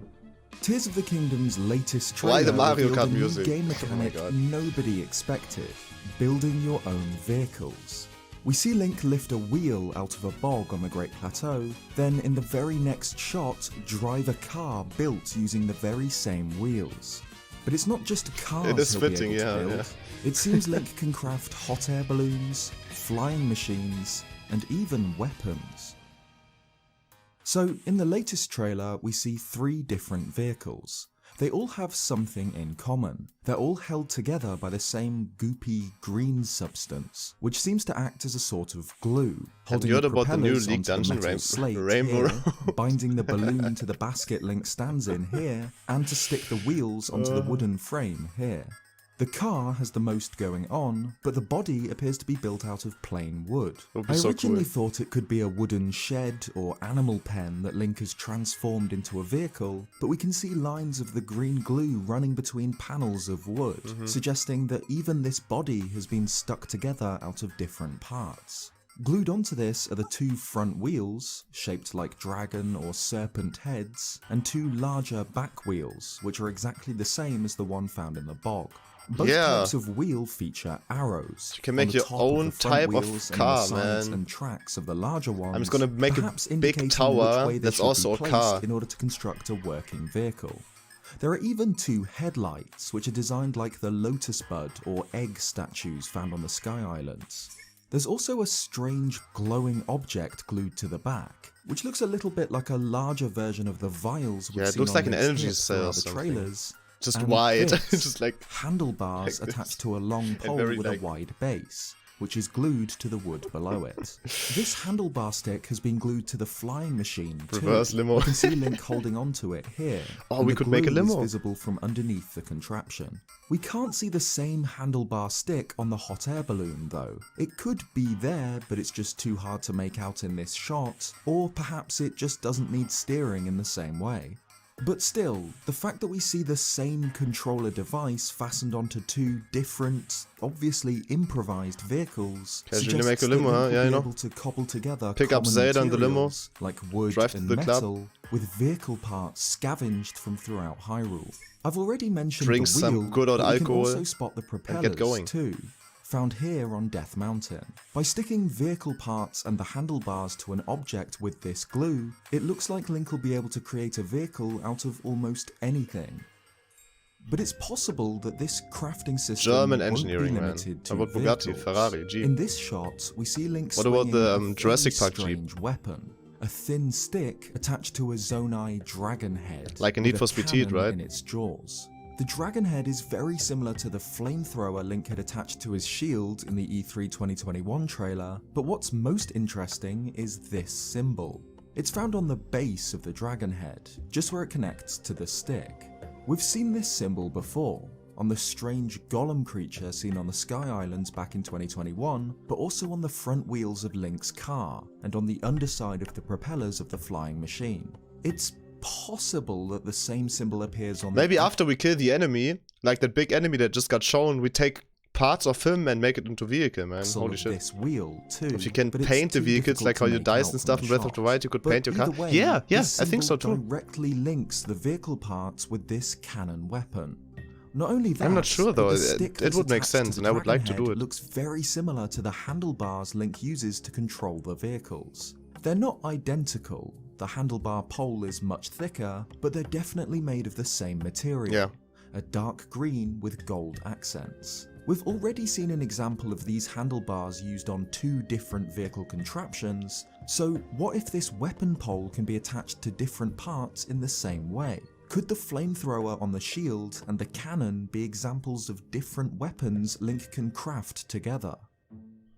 It could be that Link is given base items like the weapon pole and the handlebars, then has to scavenge for different parts to glue together into whatever he wants, vehicles or weapons. Judging by the placement of this symbol on the base of the dragon head, where the pole connects, and on the side of this wheel part and the bottom of this propeller, it might be that this symbol marks possible connection points, where parts can be stuck together. In fact, because the symbol is found on both, I wouldn't be surprised if Link could fasten weapon parts like the cannon or flamethrower onto vehicles too. Perhaps Link will be able to build his very own tank by scavenging and cobbling together the parts and Sure. storm through Hyrule like it's GoldenEye. It seems that finding building pieces will be one of the main driving forces behind exploring Hyrule once again. Link will discover new parts hidden across the kingdom to build with. Now that we've seen this symbol appear on what could be building parts, Looks like a it's dick. strange that we also Okay, no, it see it doesn't. on this construct in the sky. We don't know what this is. The stone, energy, and lotus bud shapes link it to the vehicle and weapon parts, and its design does resemble a dragon in some ways, like the teeth here. But it doesn't look like it was made by Link. We can't see any of the green glue holding parts together. So perhaps this construct is related to the crafting and building system in some way, but not something built by the player. It could be a tutorial character, or a robot who helps with construction, or something else entirely. It could be. I thought always This it's an does enemy, all but beg it makes the sense that it's a question robot who of helps with construction. why? Piecing together weapons The ground makes shanks trembling as the sense, Borkomers but look why up. scavenge Link for drives a parts 3-story and tank build over there. cars? Flying Dum. machines will be incredibly useful considering the Sky Islands, but The British Hyrule's are coming. surface They have isn't tanks. flat, making The long distance Brits. travel No. on a vehicle as big and Fucking clunky World War I as here. this difficult. Well, what if Link is Dun, forced to dun, use dun. transport for one Have you seen, reason or another? Maybe the vehicles are needed to transport things that Link All can't Quiet on the on Western foot. Front? We don't know what this crystal Good movie. is. Initially, I assumed it was a power source or battery for the car, but it isn't found on the flying machine. My favorite war movie, Why would honestly. Link need to glue a battery to power the wheels of a car, but not to move the propellers? Perhaps this crystal isn't a part of the car, but the cargo. Maybe Link has built this vehicle specifically to move large, heavy objects, like this, across Hyrule. Its position does That seem could to have also some be- significance. It's sheltered by walls and a roof, while Link stands outside. The Nintendo eShop listing gives us a small summary of the game. It reads, "An epic adventure across the land and skies of Hyrule awaits in The Legend of fantastic Zelda movie, Tears of the Kingdom for If you have time, Nintendo watch it. Switch. The adventure is yours to create in a world Really fueled sad. by your imagination. In this sequel to The Legend of Zelda Breath of the Wild, you'll decide your own path through the sprawling landscapes of Hyrule and the mysterious islands floating in the vast skies above. Can you harness the power of Link's new abilities to fight back against the malevolent forces that threaten the kingdom?" This not only mentions the player choosing their path across Hyrule and its skies, but also describes the game as an adventure created by the player, fueled by their imagination. Just like below this, the site fantastically also says, watch made, the new trailer directed, to see what Link's latest good quest acting. has in store. I can recommend watching it in including German with never-before-seen English subtitles, weapons and mysterious because it's actually a German vehicles. movie. So, the adventure created by the player, fueled by their imagination, could be referring to the endless possibilities of this crafting mechanic. It's completely up to the player how they assemble vehicles and weapons, how they traverse Hyrule and fight Ganon's minions. As with almost everything about Tears of the Kingdom, we've only seen a tiny glimpse of this new building mechanic. But the discovery of This parts, fucking song. the Where's it from again? transferable handlebars, and, of course, the weird green glue holding everything together really seems to suggest an open, intricate crafting system. I can't wait to see what vehicle and weapon parts we'll have to play with, and what players can come up with once the game launches this May. What do you think?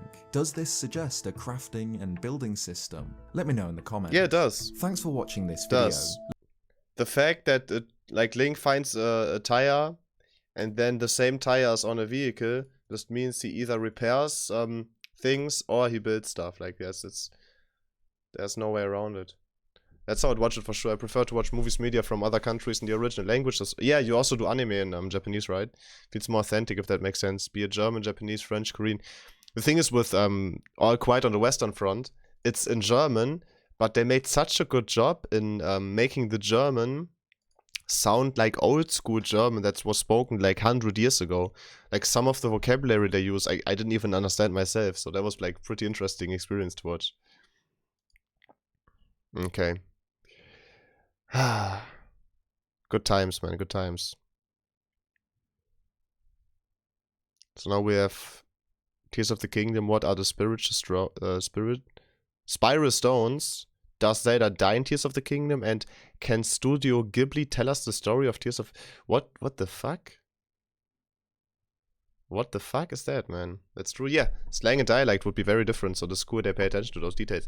And I'm really impressed by the actors that they did it so good, you know? Okay, guys, before we watch the next 3 videos, I'm gonna take a quick bathroom break and then we will be back, okay? Give me 1 second.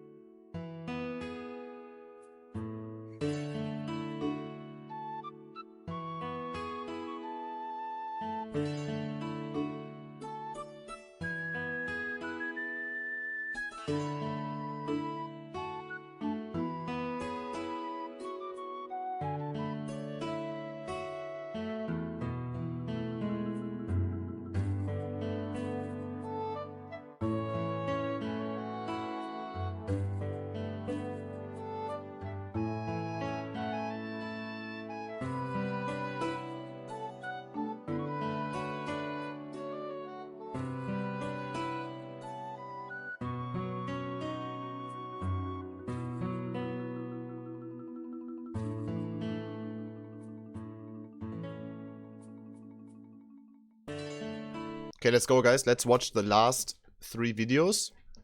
And then I think we will do the Mario Party thing. Let's go.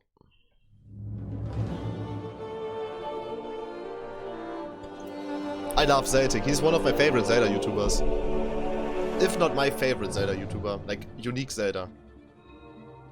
We've known since the game's first reveal teaser that the Sheikah constructs were missing in Tears of the Kingdom. And in 2023, that's still the case. The Sheikah towers have vanished, seen here, and the ancient shrines are gone too. Yeah. But now we've got a better look at this version Good, of I hate Hyrule, the shrines. we can see No, what's they were replaced fun, but- them. Instead of the glowing Dungeons, blue please. or orange of shrines, Hyrule is lit up by these strange objects surrounded by a spiral of green-blue light, matching that seen in the first trailer and the magic of Link's hand and the constructs in the Sky Islands. We see these everywhere throughout the trailer, often in locations where shrines were in Breath of the Wild. For example, What's up, Cat? here we can see a green How you spiral doing, man? exactly where the G no shrine watching was just some in Zelda Breath of videos the today. Wild. So, are these after that, Mario spirals Party. an altered form In like an hour. of shrine? I'm good, I'm good. Thank you. It doesn't seem so. How are you? It looks like What's the up? spirals surround ovoid rocks, roughly the same size, perhaps slightly smaller How than can Breath you of the even- Wild's shrines. Yeah, I guess the black. They each have a ring surrounding them, which Okay. ends in 2 points sticking into the ground. And they're not all in exactly the same place as shrines, like this one in Hateno Village, which sits on a different cliff to where the Mayam Agana shrine was found. Okay, so it's a the different large cliff. tree on this raised area is gone, and the stone Not is my in its tree. place. I The rock planted near that. the Tabantha Bridge stable is again relatively close to a shrine, That was my just tree. on the other side of the stable. These spiral stones are everywhere, often spotted in the distance, especially visible at night. And some are nowhere near where That's some good shrines color were, correction he did, like holy this shit. one, found dead in the center of Hyrule Fields, not too far from Lon Lon Ranch. So, while some are found close to where Breath of the Wild's shrines were, that's not the case for all of them. Interestingly, we can spot what looks like a deactivated stone here. It's definitely the same thing, the same pointed egg shape, with a small half ring around it. In fact, it's the exact Yo, same stone as Snake! the one What from good the very Snake? beginning of the trailer, are you, in the Snake? middle of Hyrule Fields near Lon Lon Ranch, tucked up next to the exact same chunk of stone. Unlike in the first shots, here we see this stone glow green, but only at the base, I'm good, I'm between the good. points where the ring meets the ground. At first, I thought that Link's right hand might interact with this green spot to activate the stone, causing energy to spiral around it. Sticks his fist But in. from a gameplay perspective, it would make much more sense for the stones with the spiral to be the ones Link hasn't yet interacted with, as they're far easier to spot from a distance. Makes sense. So maybe this What are we stone watching? here Wicked, what's is up? one that Link has. We are right now watching Tears of the Kingdom videos. What are the spiral stones we've seen in the trailers? Already touched. He could have absorbed its energy spiral into his hand. We don't know for sure what these spiral stones are for, but We we watched can like a guess bunch of where those they videos came already from. today. The skies above. The grass around the base of the central Hyrule Stone is discoloured in the same way it is around the chunk of island behind it, just as if both had fallen from the sky like meteorites. And in this screenshot of Link on the flying machine, we can spot this on a nearby sky island, a ring standing on 2 points. This ring is exactly the same as the one surrounding the stones on the surface. It even has the same little extra bits where the ring meets the ground. Could these rings act as teleporters between the surface and sky islands? Perhaps Link will step inside the ring, and by touching the stone with his hand, be transported to a corresponding ring in the sky. There's also the possibility that these stones are involved somehow with Link's new jump ability, seen here at E3 2021. The green spiral is obviously very similar, so Link might be able to use these stones to launch himself directly upwards through the bottom of sky islands and onto their surfaces. But it's also possible that these stones are what summon the sky islands in the first place. We can see shots from Tears of the Kingdom where no sky islands are visible, even in places where they should be. It's possible that they won't appear all at once, and by interacting with spiral stones, Link will cause them to appear above it, the stones pulling the islands from the distant skies above, from another world or another time, and into Hyrule. In fact, this could very well be the case. With this stone in central Hyrule, we get an example of the same object in both its active and inactive states. In the one we're assuming Link hasn't interacted with yet, we can see that it sits next to one large chunk of Sky Island, the same one it's next to in the logo clip. But in this shot, it's surrounded by them. Hi, Joe. There are smaller pieces all around, and there's even one still falling from above. Interacting with sky stones and summoning land above it could cause more chunks to fall as the islands materialize in Hyrule's We sky. love corn. We can see this Give area me some in the corn shot now. of Link driving his car, just west of the ranch ruins in Hyrule Field.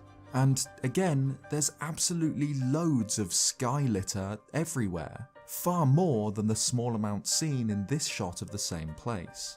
One shot that seems to contradict this idea is this one, however.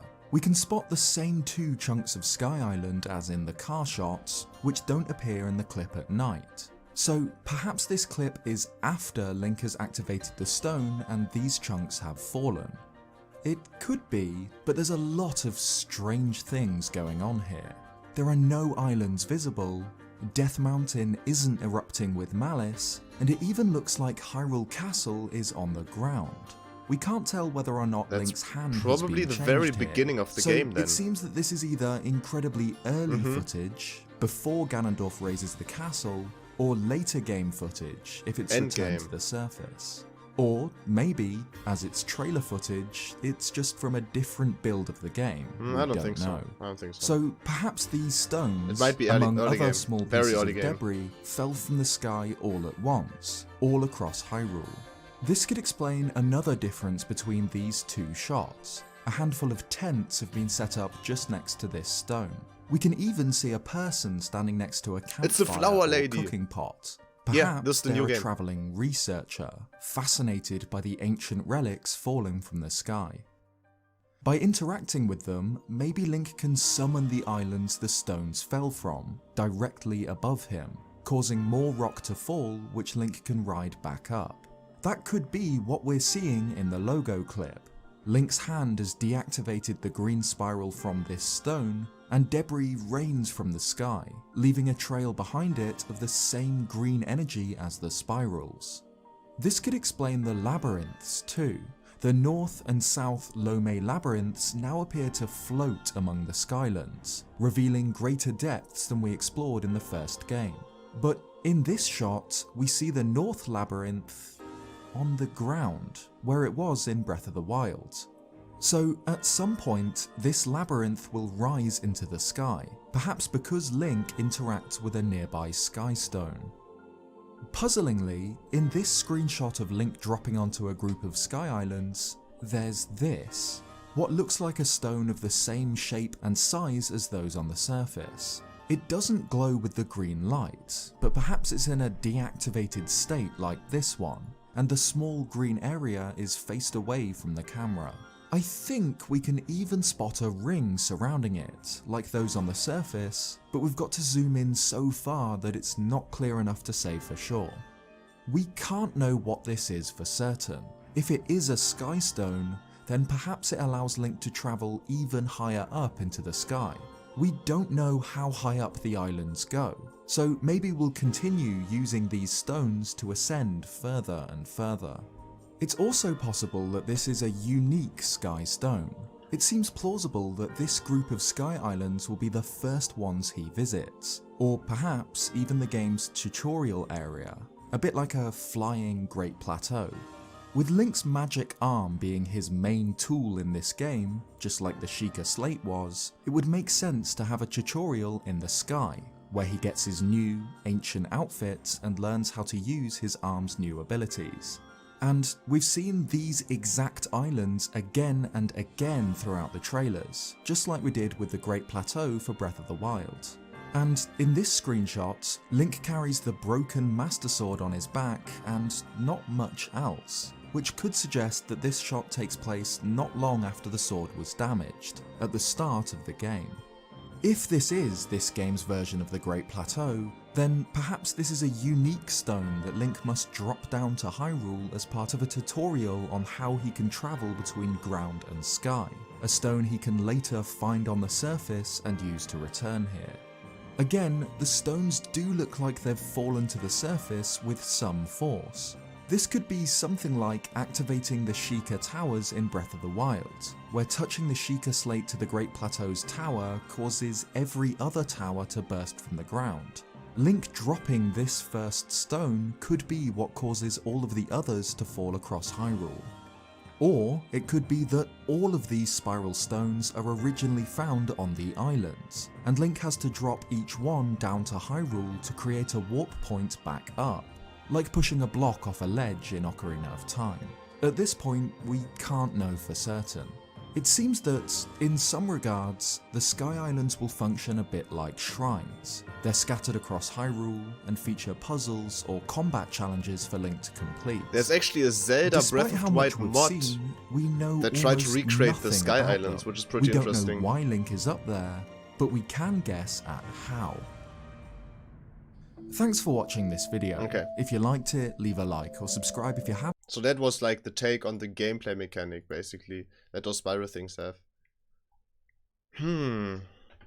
I think it makes a lot of sense that this might be, like the area that he showed there was like the beginning area, right? The Great Plateau. It also makes me wonder if you can leave the Sky Islands at the very beginning, or if you're not able to do that. Maybe your paraglider gets broken and you have to repair it with this glue that you also find, you know what I mean? A lot of questions. Oh, now an interesting one. Does Zelda die in Tears of the Kingdom? I've heard the theory, but I haven't seen like a fleshed out video like this.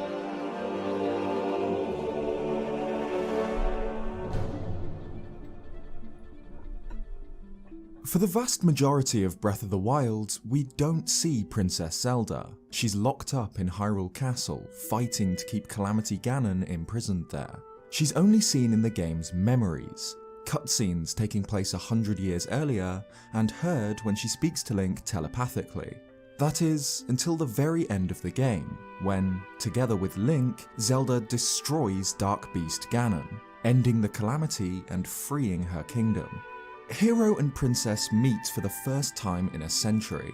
With Hyrule finally free from torment, Zelda announces that she plans to travel to Zora's domain, to offer condolences to King Darifan for the loss of Mipha, and to fix Divine Beast Vah Ruta, which stopped working. Together, Zelda hopes, the pair can begin to rebuild their kingdom to its former glory, or even beyond. We're not sure exactly how long after this moment Tears of the Kingdom takes place. We can assume that the events that happen underground are the earliest events in the game, because Link's right arm is intact, not yet burned by malice or glowing with green magic. Except for a slightly different champion's tunic, Link appears pretty much the same here. And so does Zelda, with the notable exception of a much shorter haircut. The events that happen underground are a little unclear. Link and Zelda discover Ganondorf's body, which, to their horror, wait for you to play this. comes Me back too, to man, me life. too.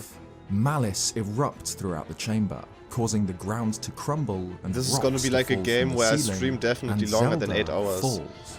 In the Where I have to 2023 force trailer, myself to we stop see what playing, happens next. basically. Link drops the Master Sword and jumps after her, though the scene cuts before we see if he manages to catch her hand. But in the 2021 trailer, we see a clip of Zelda actually falling, out of sight and into darkness. Her pose in these two shots is exactly the same, with her right hand stretched out. These clips are the same event, moments apart. There is this shot of Link grabbing Zelda's hand, but it doesn't seem to be Link catching her.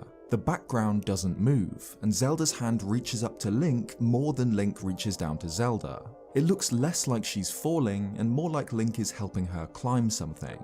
This clip is different. In the beginning of Tears of the Kingdom, Zelda falls, and Link fails to catch her. And this is the last we see of the princess in Tears of the Kingdom. She's nowhere to be seen in any other shot in any other trailer. It's like when she falls, she vanishes from the game. So, does she die here? Or is there something we're not seeing yet? Could Zelda have her own quest, her own journey deep in Hyrule's underworld? Together with Monster Maze, let's have a look at the possibilities of Zelda's role in Tears of the Kingdom. Who's Monster The Maze? most obvious and terrifying possibility is that Zelda dies here. In an interview with IGN, back when we still knew this game as Breath of the Wild 2, Bill Trinen explained Nintendo's reluctance to reveal the game's proper subtitle. He claimed that, quote, "those subtitles, they start to give little bits of hints of maybe what's going to happen," unquote. But when they finally revealed the name, Tears of the Kingdom, it didn't sound like the massive spoiler we expected it to be. However, if Zelda dies right at the beginning, then the name makes complete sense. The tears of a kingdom which has lost its beloved monarch. The only one left in the royal bloodline, no less. It is also possible that Tears of the Kingdom will refer to objects Link has to collect or some other meaning related to the game's story, but with Zelda meeting a terrible fate right at the start, it could also refer to Hyrule's grief in her absence. Tears of the Kingdom might begin with Zelda's death, or an event we'll be led to believe is her death, but I don't think this will be her only role in the game. I do not believe this is where the story of Breath of the Wild Zelda ends. Zelda falling at the beginning of the game parallels the start of Skyward Sword, where a tornado sent by Girahim knocks her out of the sky and sends her hurtling towards the surface. The fall doesn't kill her, however. She lands in Faron Woods, near the sealed temple, where she meets with the Old Impa, and begins her own journey parallel to Link's. She travels to the Skyview Spring, then attempts to sneak into the Earth Temple, where she's caught nothing and of Zelda, but chained like up Tears in of the the Kingdom dungeon. She's rescued by the young refer to the Impa, fact that who Switch guides might be her to pushed the beyond Earth its limits. Spring, That's to what the I said as Temple of well, Time, Raven. and eventually to I'm the really, distant really past. afraid Zelda's that quest the sees game might her be too heavy unlock for the memories Switch. of her past life as the goddess Hylia. She I'm just hoping for the realizes best. that her entire life is part of her own grand plan, and eventually seals herself in the past to maintain her seal on Oh, demise. this scene was so heartbreaking. In some ways, Breath of the Wild Zelda mirrors the journey of Zelda from Skyward Sword. She travels to the very same sacred springs to try and Then connect needs to with the come up with an goddess. extra She trophy knows that console. sacred power has been passed down through the royal Yeah, bloodline, but she doesn't really quite have to. know I don't know if how that ever sacred. happens. She is the Man, this descendant game from is Zelda nowadays from not Skyward Switch Sword, the Too- mortal not enough time. reincarnation of Hylia. Not enough And by time the for end of that. Breath of the Wild, this Zelda seems to have unlocked her sacred powers, symbolically reconnecting with her divine ancestor. I've mentioned They before should have, in though. other videos that I think They that should this have made this like Ouroboros this. symbol behind the game's Make it logo, the most powerful two Zelda. dragons becoming Most beautiful one looking loop, Zelda. could represent a cyclical nature to the relationship between Hylia and Zelda, where just like how Hylia reincarnated as Zelda, Zelda could in turn reincarnate as Hylia.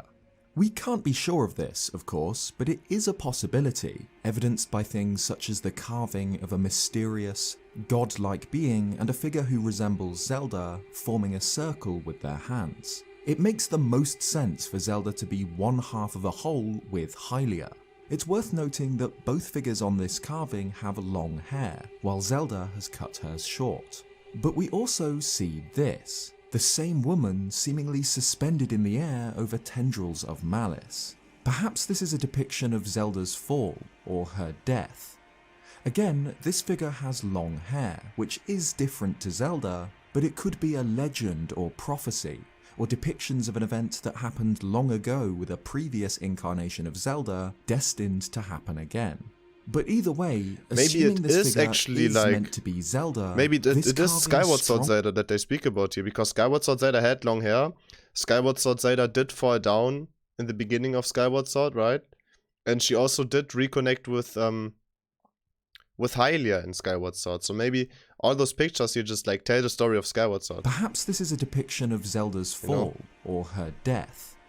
Again, this figure has long hair, which is different to Zelda, but it could be a legend or prophecy, or depictions of an event that happened long ago with a previous incarnation of Zelda destined to happen again. But either way, assuming this figure is meant to be Zelda, this carving strongly hints at a deeper purpose. The original for the Zelda? Yeah, the original Zelda game. is the Skyward Sword Zelda. If she does die here, then From it's what likely we know. that she'll be resurrected, or continue her journey as a spirit, not unlike Spirit Tracks. Hylia essentially died to reincarnate as Zelda, so perhaps Zelda needs to die to once again become Hylia. And in the latest trailer, we saw this. A pale, feminine figure wearing a dress. While her face is obscured, her body type is very similar to that of Zelda. She's covered in jewelry, bracelets around her arms and wrists, and a long design down her torso reminiscent of the pattern seen on the ancient Zonai and Sky Island stonework. There's even 2 teardrop-shaped stones which match those seen on the carvings. One notable feature about this figure is that she appears to have short hair. We don't see the same long flowing hair behind her that is depicted on both the woman and the goddess in these carvings. But of course, short hair would make sense if this figure is Breath of the Wild Zelda, who appears to have cut her hair short. The next shot where we see Link reaching up to hold hands with this woman parallels this shot from Skyward Sword, where Zelda, speaking as the goddess Hylia, blesses the Master Sword, turning it into the true Master Sword. The white and green of her dress and the designs of her jewellery match fairly closely with Link's new Sky outfit, which again seems closely linked to these mysterious Sky Islands.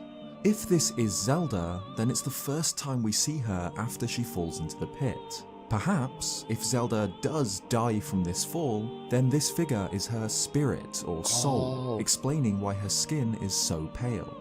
Or, if Tears of the Kingdom does see Zelda reconnect with the goddess Hylia in some way, then this figure could be Zelda, but as Hylia. Just like in Skyward Sword, this could be Zelda with her divine memories awakened. An interesting detail to note is that, in what we're assuming is one of the game's opening moments, Link's champion's tunic is badly burned. The entire right sleeve and half of the torso is missing. This tunic was specially made for Link by Zelda when he became a champion. It's not exactly replaceable. Yet, in later footage, we can see Link once again wearing the champion's tunic, with its right sleeve repaired. I suppose this could be explained in just about any way, but it makes the most thematic sense for this tunic to be repaired or replaced by the one who made it. Princess Zelda. Some Star Wars things After can be seen Link's there. arm and the champion's tunic are burned, I was thinking the we goddess know Hylia that his was- right yeah, arm I think it's the absorbs goddess this Hylia. strange green energy and is The covered one that by grabs a hands brace with Link. like the one worn by the hand holding down Ganondorf. I don't know what this hand And is in though. this shot, we see it Yo, happen. what up, Mailbox? Link's arm What up, appears man? to I'm absorb just the like green warming up right energy. now, watching some videos before we play some Mario Party.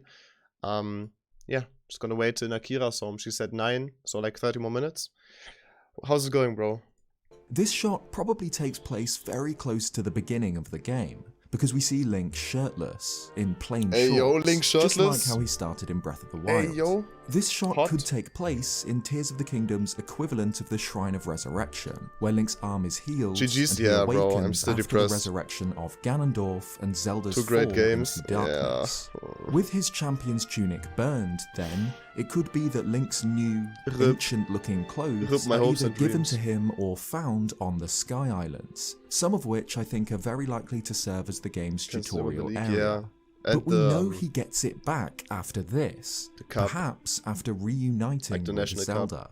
So, if Zelda returns at some point after her fall, what would it mean for her story? Well, it could be the case that the story of Tears of the Kingdom Zelda will Needs to be once to cheer up. again mirror No, that no. of Skyward Swords, and That she'll would- explore her divine that would make origins. me puke. Interestingly, in the Zelda Encyclopedia, it is noted that during the development of Skyward Sword, the team considered turning Zelda's adventure on the surface into a fully playable second quest, one where the player could control Zelda's half of the How narrative. cool, man. So, with the possibility Why in did they mind never that do Zelda that? may once again fall into darkness and embark on her own journey of enlightenment and awakening, could she be a playable character? The idea of Zelda being a playable character in Tears of the Kingdom has been discussed ever since the very first teaser trailer. In an interview back in 2019, Zelda producer Eiji Aonuma refused to answer whether or not this was the case. Now, though, the fire has been rekindled, after Zelda Socials shared this illustration of the princess. She's obviously depicted just as she is in the caves early not on, beans are good for you? with They're not short good. hair, a cloak, and Stop a the cap. torch in one hand. But she's also holding They're a awful. Sheikah slate, Terrible. something that the tweets call attention to specifically. It's not the same Sheikah slate Link used in the I original haven't really played game. this game It series, looks but I've got to admit the new thinner Zelda and design smaller, looks really cool. almost Yeah, as if it's I meant like to it. resemble a Switch rather than Short a turn Wii was U kind of adorable. gamepad. It is really There's adorable. something interesting on the back. It's a Sheikah eye, but it looks like a camera lens, similar to the Lens of Truth from previous games, which allowed the user to see things which are normally hidden. This device can't be seen in any of the trailers. It's not on her hip or in her hands, meaning that if she does have it, it's either stored in their pack animal or in this pouch. If Zelda falls into darkness and got so far, but in the end, it doesn't even matter. Thank you for the random sound. game and her story plays Saving out for the spicy green. off-screen Oh while no, Link Joe. explores the sky, Joe, you suck. why give her a new Sheikah slate? You suck. Recently, multiple different people have claimed to have been sent a survey by Nintendo, a survey regarding Tears of the Kingdom. In it, they were asked to cast votes on a number of different questions regarding the game's marketing so far, and in particular, one question stands out. Quote, do you want to experience an epic story of good versus evil? In The Legend of Nintendo make Zelda, the Switch Tears the of the canon? Kingdom, you'll embark... Wait, did Nintendo make the Switch the canon to their lore? Yeah, the Switch is part of Zelda now, if that's what you mean. What if they do like Wind Waker, where you have to swap between Zelda and Link, like Maka and the Bird Girl? Oh, that would be so cool. Or like in Paper Mario 64, where you switch between Mario and then like in between chapters you switch to Zelda and see what, to Peach to see what she's up to, you know? on a grand adventure that pits Link and Zelda against a dangerous force. Your loyalty to each other will prevail in a story that occurs after the events of the previous game. You will encounter many thrills and fears on your quest to save the land of Hyrule." Unquote. Now, while it does seem that this survey is legitimate and was sent out to different people worldwide, we can't completely rely on it as a concrete source of information. It could also be a well-coordinated hoax. But still, if it is true, then it's incredibly interesting that Why it did I mentions get a pitting survey, Link and Nintendo? Zelda against Where's a my dangerous survey? force, and that your loyalty to each other will prevail. To me, this means that Zelda herself will have a fundamental part to play in the fight against Ganondorf. Coupled with the new Sheikah slate in her hands, might this be hinting at the possibility of a playable Zelda? The new trailer gave us 3 gameplay shots that seem to take place underground. Link fighting a luminous stone talus, Link running away from a Hinox through a tunnel, and this, a nightmarish forest of mushrooms and strange trees, where pools of malice stain the ground and ghostly particles hang in the air. This shot is so different to the other underground clips. It looks almost like a dark world, but it is underground. There are stalactites visible in the Bring distance, back the Twilight and the Realm. sound of a bokoblin mining echoes like it's in a Bring giant back Midna. cavern. The monsters themselves are different down here too. They're cloaked in malice, and little flames, like the flames of spirits in Breath of the Wild and Twilight Princess, flicker in a small group nearby. Could this be where Zelda falls to? Could this hellish place be Hyrule's underworld? A realm of monsters, of spirits, and of the dead? Could Zelda's quest in Tears of the Kingdom, a quest which could focus on her reconnecting with her divinity, begin with her trapped in this twisted netherworld after her death? For a closer analysis and some good old theorizing about what could await us deep below Hyrule, check out the counterpart to this video over on my channel, Monster Josh, what's because up, it bro? might be What's something up, Josh? far more sinister than just How are your you doing, typical Josh? caves and grottos. A big thanks to my friend That was a good video. Ah, Josh, good to see you, man. Let me give some shoutouts. One to Wicked. And one to Josh.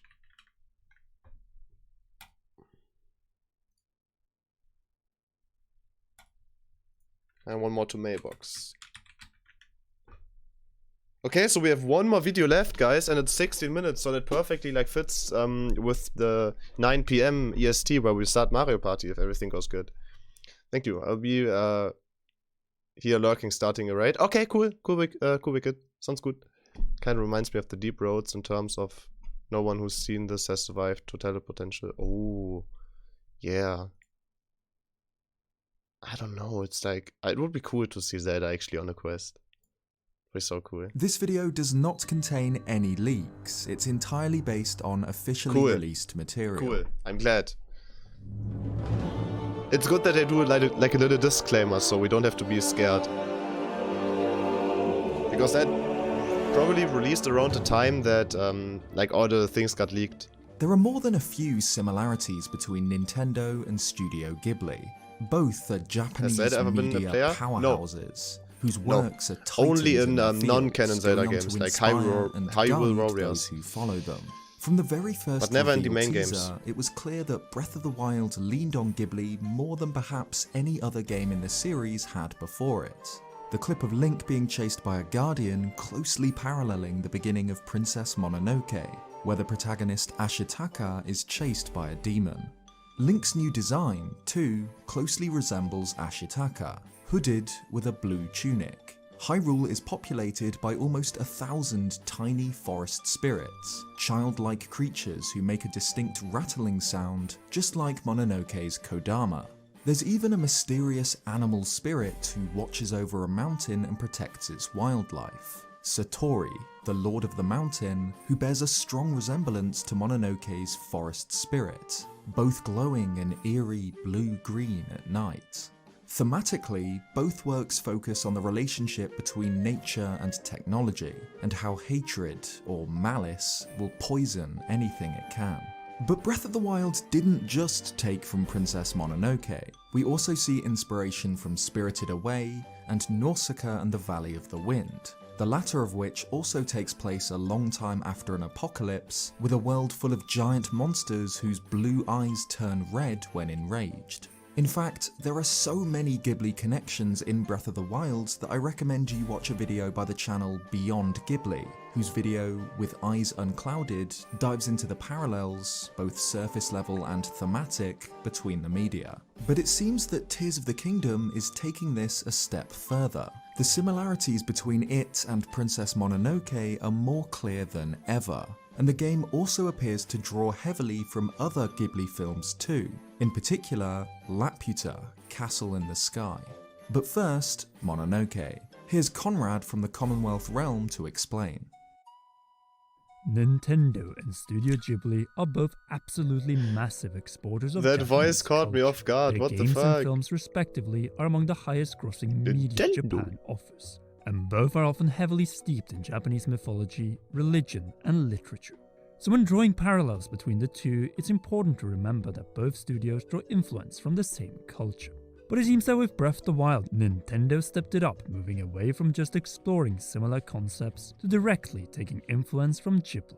The most obvious and most heavily discussed of Tears of the Kingdom's parallels with Ghibli is Link's right arm.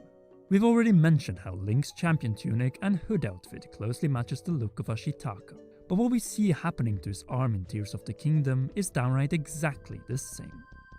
Ashitaka's arm is damaged during his encounter with the demon Nago, in a scene we have already mentioned parallels to Breath of the Wild's revealed teaser.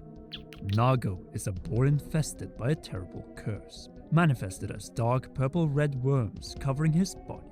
Ashitaka first tries talking the boar down, but it doesn't work, so he must try to stop it by force. He hits the boar once, but this only enrages it. It lashes out with the dark tendrils covering its body, which wrap themselves around Ashitaka's right arm. Though Ashitaka kills the boar, he is gravely injured by the fight. His arm is marked where the tendrils touched him, a dark scar that appears to be spreading. I've never seen Ashitaka's Princess Mononoke, curse, guys. the ripping tendrils that consume the boar that's after unnews being to me. shot, is hatred, a terrible force that takes hold of both sides of any conflict. The boar's curse came from an iron pellet, which when lodged in its flesh, shattered his bones, rotted his body, and turned him into a raging monster. It gives Ashitaka terrible strength. With it, he massacres soldiers and bends swords like they are made of rubber. By the end of the film, the forest spirit, a mysterious being who represents both life and death, appears to sacrifice itself to end the war, and with it, Ashitaka's curse seems to have healed. Link's arm Well, now I know the directly ending. parallels this. He encounters Ganondorf, my favorite being movie often of depicted all as a time. boar I even have a demon tattoo. who lunges out Damn, with I just got tendrils spoiled. of malice or That's okay. hatred, which damage I the will forget Master it. Sword and burn Link's arm. In fact, the way malice appears here is different to how it moved in Breath of the Wild. It's much So all closer it takes to to how it curse appeared in someone is a ball of Mononoke, iron? and the No, shots yeah. of the protagonists being damaged are almost exactly the same. Too similar for this Just to be throw it anything in his face but and then you're good. intentional. This encounter leaves Link with dark scars all up his right arm, just like Ashitaka's. However, unlike in the film, it seems Link's arm is healed, or altered, by strange blue-green magic. The same energy that appears to be connected to the Sky Islands and to the spectral hand that looked to be sealing Ganondorf in the first place. Like Ashitaka's arm, Link's arm grants him powerful new abilities, even though it doesn't appear to be because of malice, instead because of the green energy. Like in the massacre scene, when the arrows loosed by Ashitaka's right arm travel His with arm kinda looks more pinpoint like a accuracy and yeah, like a devastating prosthetic. effect, Doesn't look like we he's see getting Link's his arms right back. arm guide his arrows to their target, with a little help from what appears to be a Keese eyeball. I'd be surprised if this was the only time Link's new arm can help him in combat. In Breath of the Wild, we see Link with a new hairstyle, longer hair than his past incarnations, tied up into a top knot or ponytail at the back. Again, this is just like Ashitaka, who famously cuts off his top knot before leaving for the west to find a cure for his curse. We don't see Link cut his hair, like we see with Zelda in Tears of the Kingdom, but we do see him with a drastically different look right after his arm is damaged. While in his sky outfit, his hair hangs loose. Symbolically, Ashitaka cutting his top knot represents him abandoning his current life and status as a prince, instead choosing to meet his fate and seek a cure. Perhaps Link's new hairstyle means the same thing. His arm is damaged and he leaves his past identity as a champion and a chosen knight behind him to look for a cure. Nago isn't the source of Ashitaka's curse. The hate that consumed it is, just like how Ashitaka claims that a demon lives inside both Eboshi and San, who represent both sides of the film's central conflict. So it's possible that, like Nago, something could have driven Ganondorf into this state of torment and anguish. Mononoke's boar demon was tortured into its monstrous form by an iron bullet. And while we're not yet sure exactly what led to Ganondorf's apparent imprisonment underground, it doesn't look painless. In what looks like a literal flashback, he's bent backwards as the hand lunges towards him. And when he's discovered, he appears to be frozen in a state of perpetual agony. though he does sound pretty set on burning Hyrule to the ground in the newest trailer. Leave no survivors! So maybe he'll be as angry as ever. But as we mentioned at the beginning, Princess Mononoke isn't the only influence. Tears of the Kingdom's skies are filled with ancient floating islands, littered in stone ruins and trees. This is similar to another Ghibli classic, Castle in the Sky. Not only does Tears of the Kingdom have a literal castle in the sky, the connections to Ghibli's first official film run deeper. The film tells the story of Laputa, a mythical kingdom floating above the clouds, which the film's protagonists eventually explore.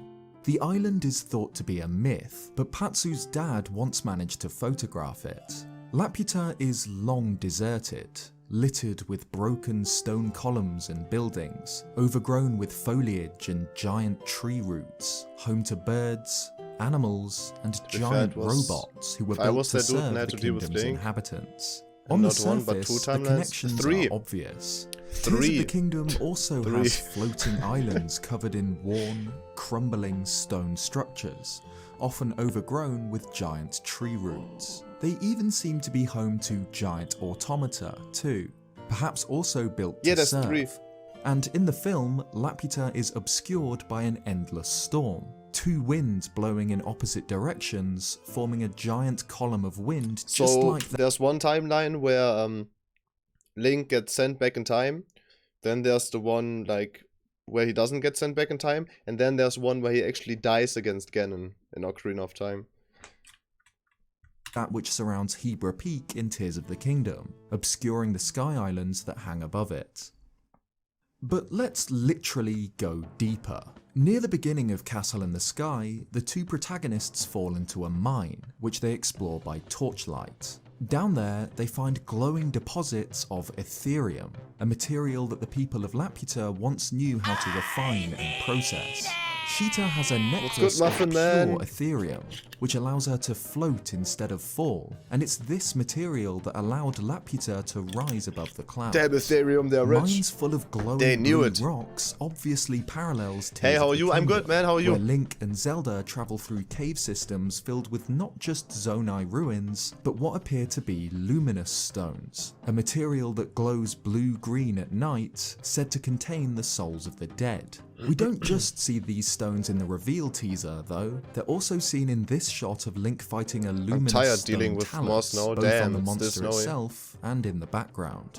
It was Ethereum that allowed Laputans to raise their kingdom into the heavens, and we see Tears of the Kingdom's Sky Islands closely connected to this same is more complicated than the code of the game's engine, for real. Surrounding the rocks which might allow access to the islands, even in glowing areas on the very bottom of the spires underneath the islands. The Sky Islands also feature the same Mesoamerican inspired architecture as the Zonai ruins found underground, so just like how Ethereum was mined and used to raise Laputa skyward, could luminous stones and the energy of spirits have been mined and harnessed by the Zonai to raise these islands? There's an eerie, ethereal atmosphere to Laputa in the film. The pair explore its abandoned halls, which are silent and peaceful, yet haunting. There's something unsettling about the disappearance of such a powerful, magical people, survived only by their crumbling architectural wonders. Perhaps Tears of the Kingdom will let us explore this environment, to travel through the castles and streets of a lost civilization. And I might be going crazy here, but there's also this little exchange between Dola and Sheeta, where they're trying to locate Laputa based on the pendant's beam of light. Sheeta notices that because it's closer to grass cutting season, the summer months, then the sun didn't rise from due east, but instead a little south of that, which is, bizarrely, exactly what we see happening in Tears of the Kingdom.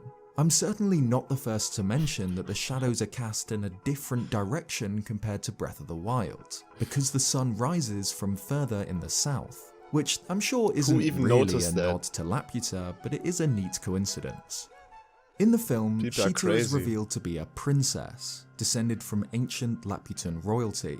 Her arc during Castle in the Sky is about giving up on this, her heritage. Together with Patsu, she uses a spell to destroy most of the Old Kingdom.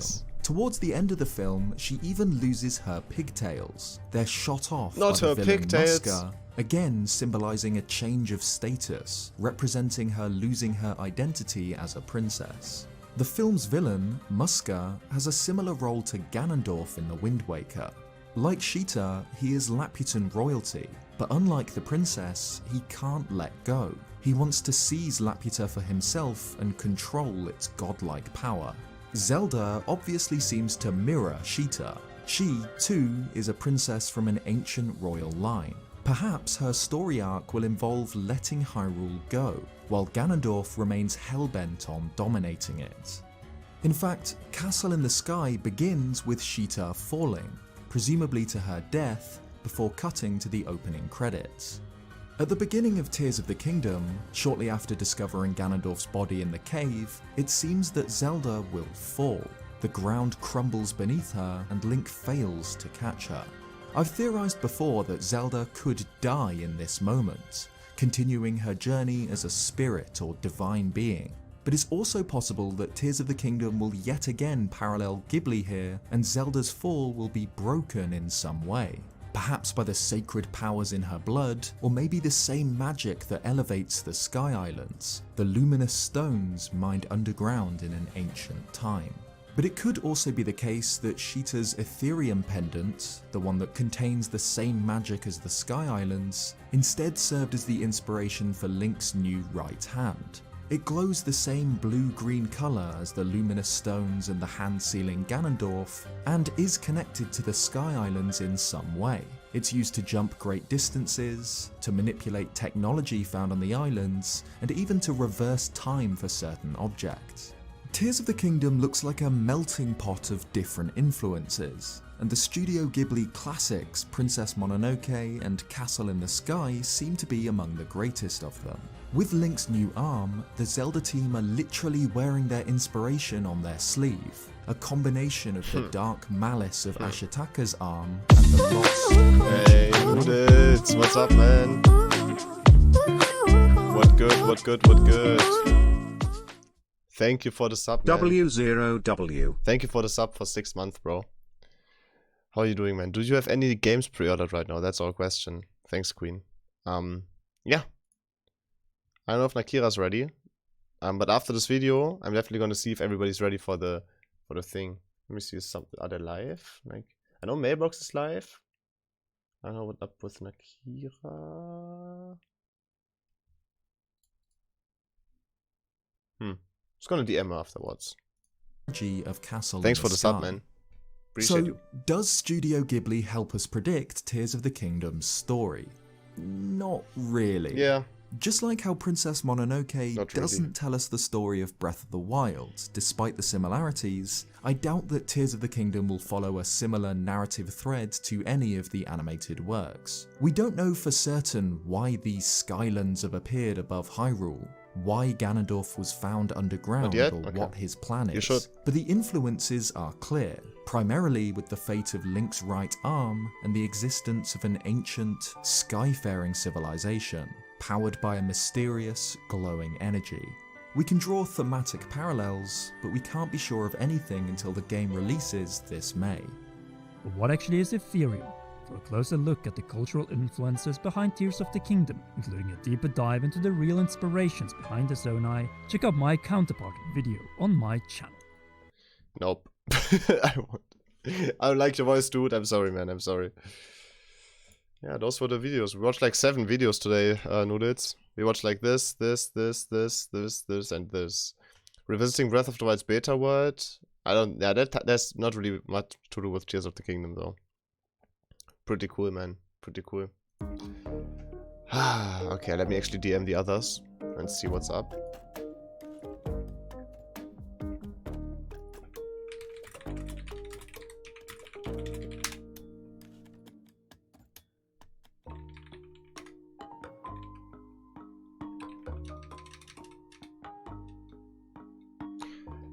Why can you only... make like Discord groups with friends, with Discord friends. That's kind of annoying. Mailbox needs to accept my friend request.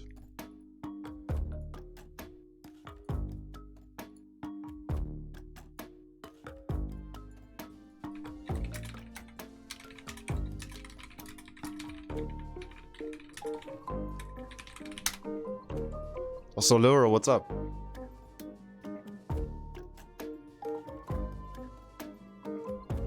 Click on stream, I'm just gonna participate. Okay, sounds good. You don't have to. Hi, Loro.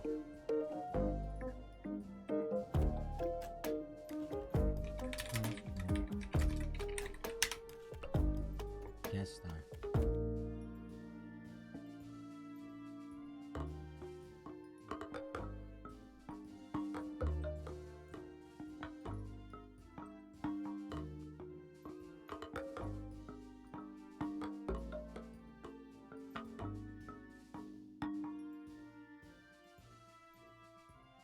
Oh, wait.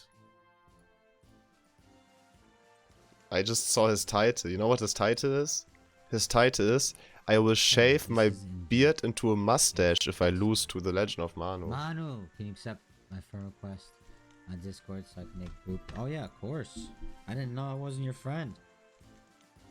I didn't know that. Awesome. Okay, so he's gonna accept the friend request, and then I'm gonna make a group so we can talk there. Just gotta wait for Nakira.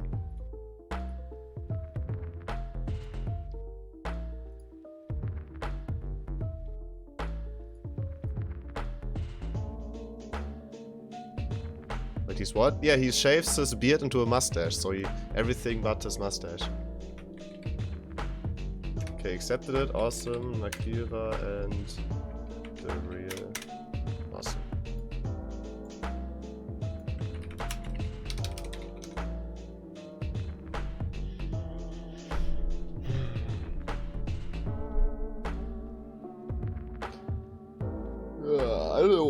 I don't even know why I'm tired.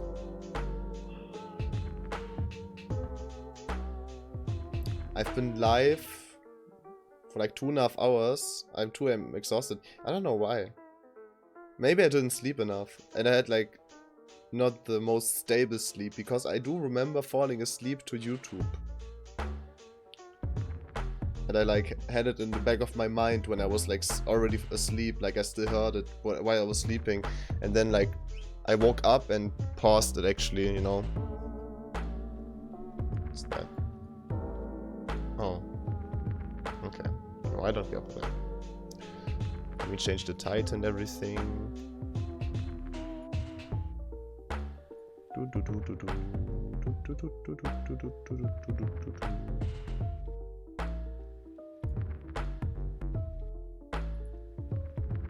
My hair looks so weird today.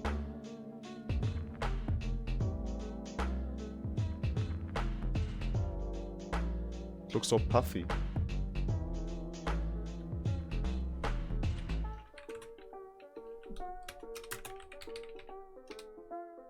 Would look better if it was blue. Would it though? Should I bring back dye your hair?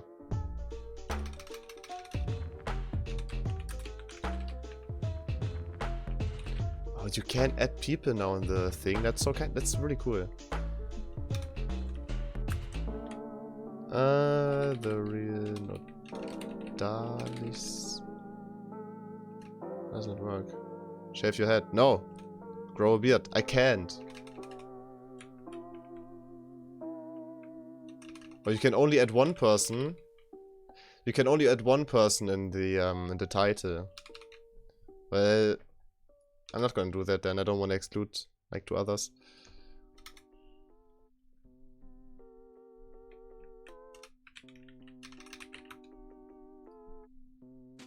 I was watching a streamer that had 3 in there. It's weird. Really? Wait.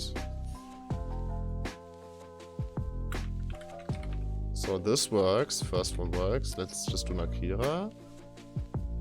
Then add the real. Then mailbox. Let me see if that works.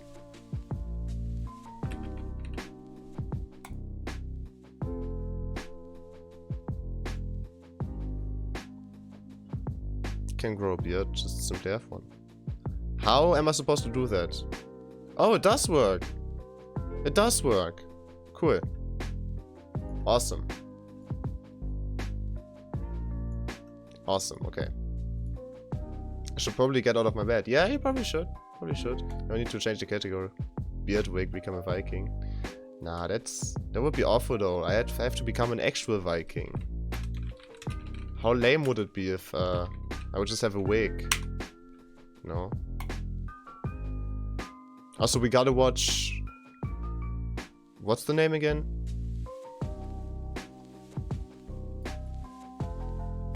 Seven Kings Must Die. We have to watch it. Okay, Nakira says 5 minutes, so I'm gonna use the bathroom. And then I'm gonna be ready. German and can't grow a beard, the fuck? Germans are not known for growing beards, right? I'm so down, me too. Me too. Okay, BRB. I'm letting you just look at my chair.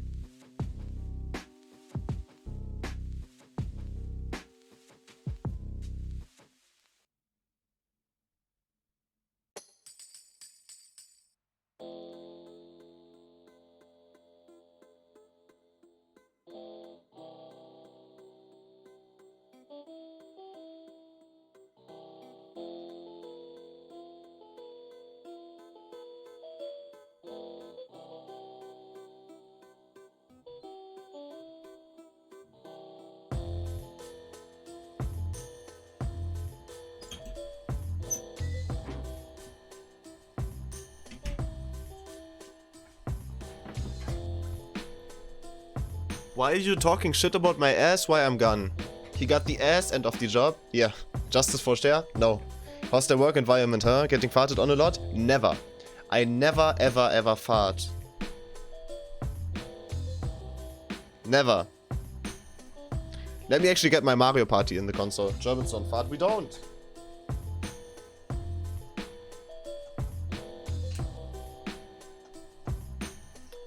Part of German engineering is that our bodies are engineered that way that we don't need to fart.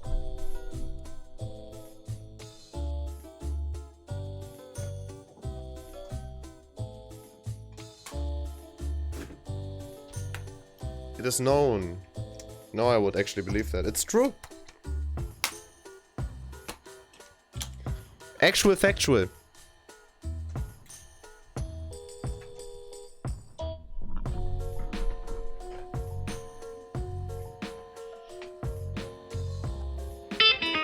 Fact 17 about Texas, alright. Fact 17. Without much effort. If Texas is not the biggest or best in something, they can sure make it sound like it is. No California one? Should I get it for every single state? Ever? Like what's it, 50? 51? 51 facts about all the states.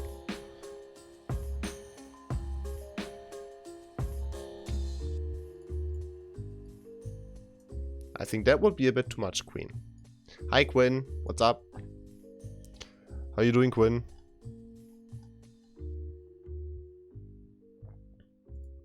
What's good in the hood? Did Manu just say there are 51 states? I don't know, how many states are there? 49? 50? I don't know, man. I always, like, think it's around 50. How many states are there? I'm not gonna count the stars on your guys' flag.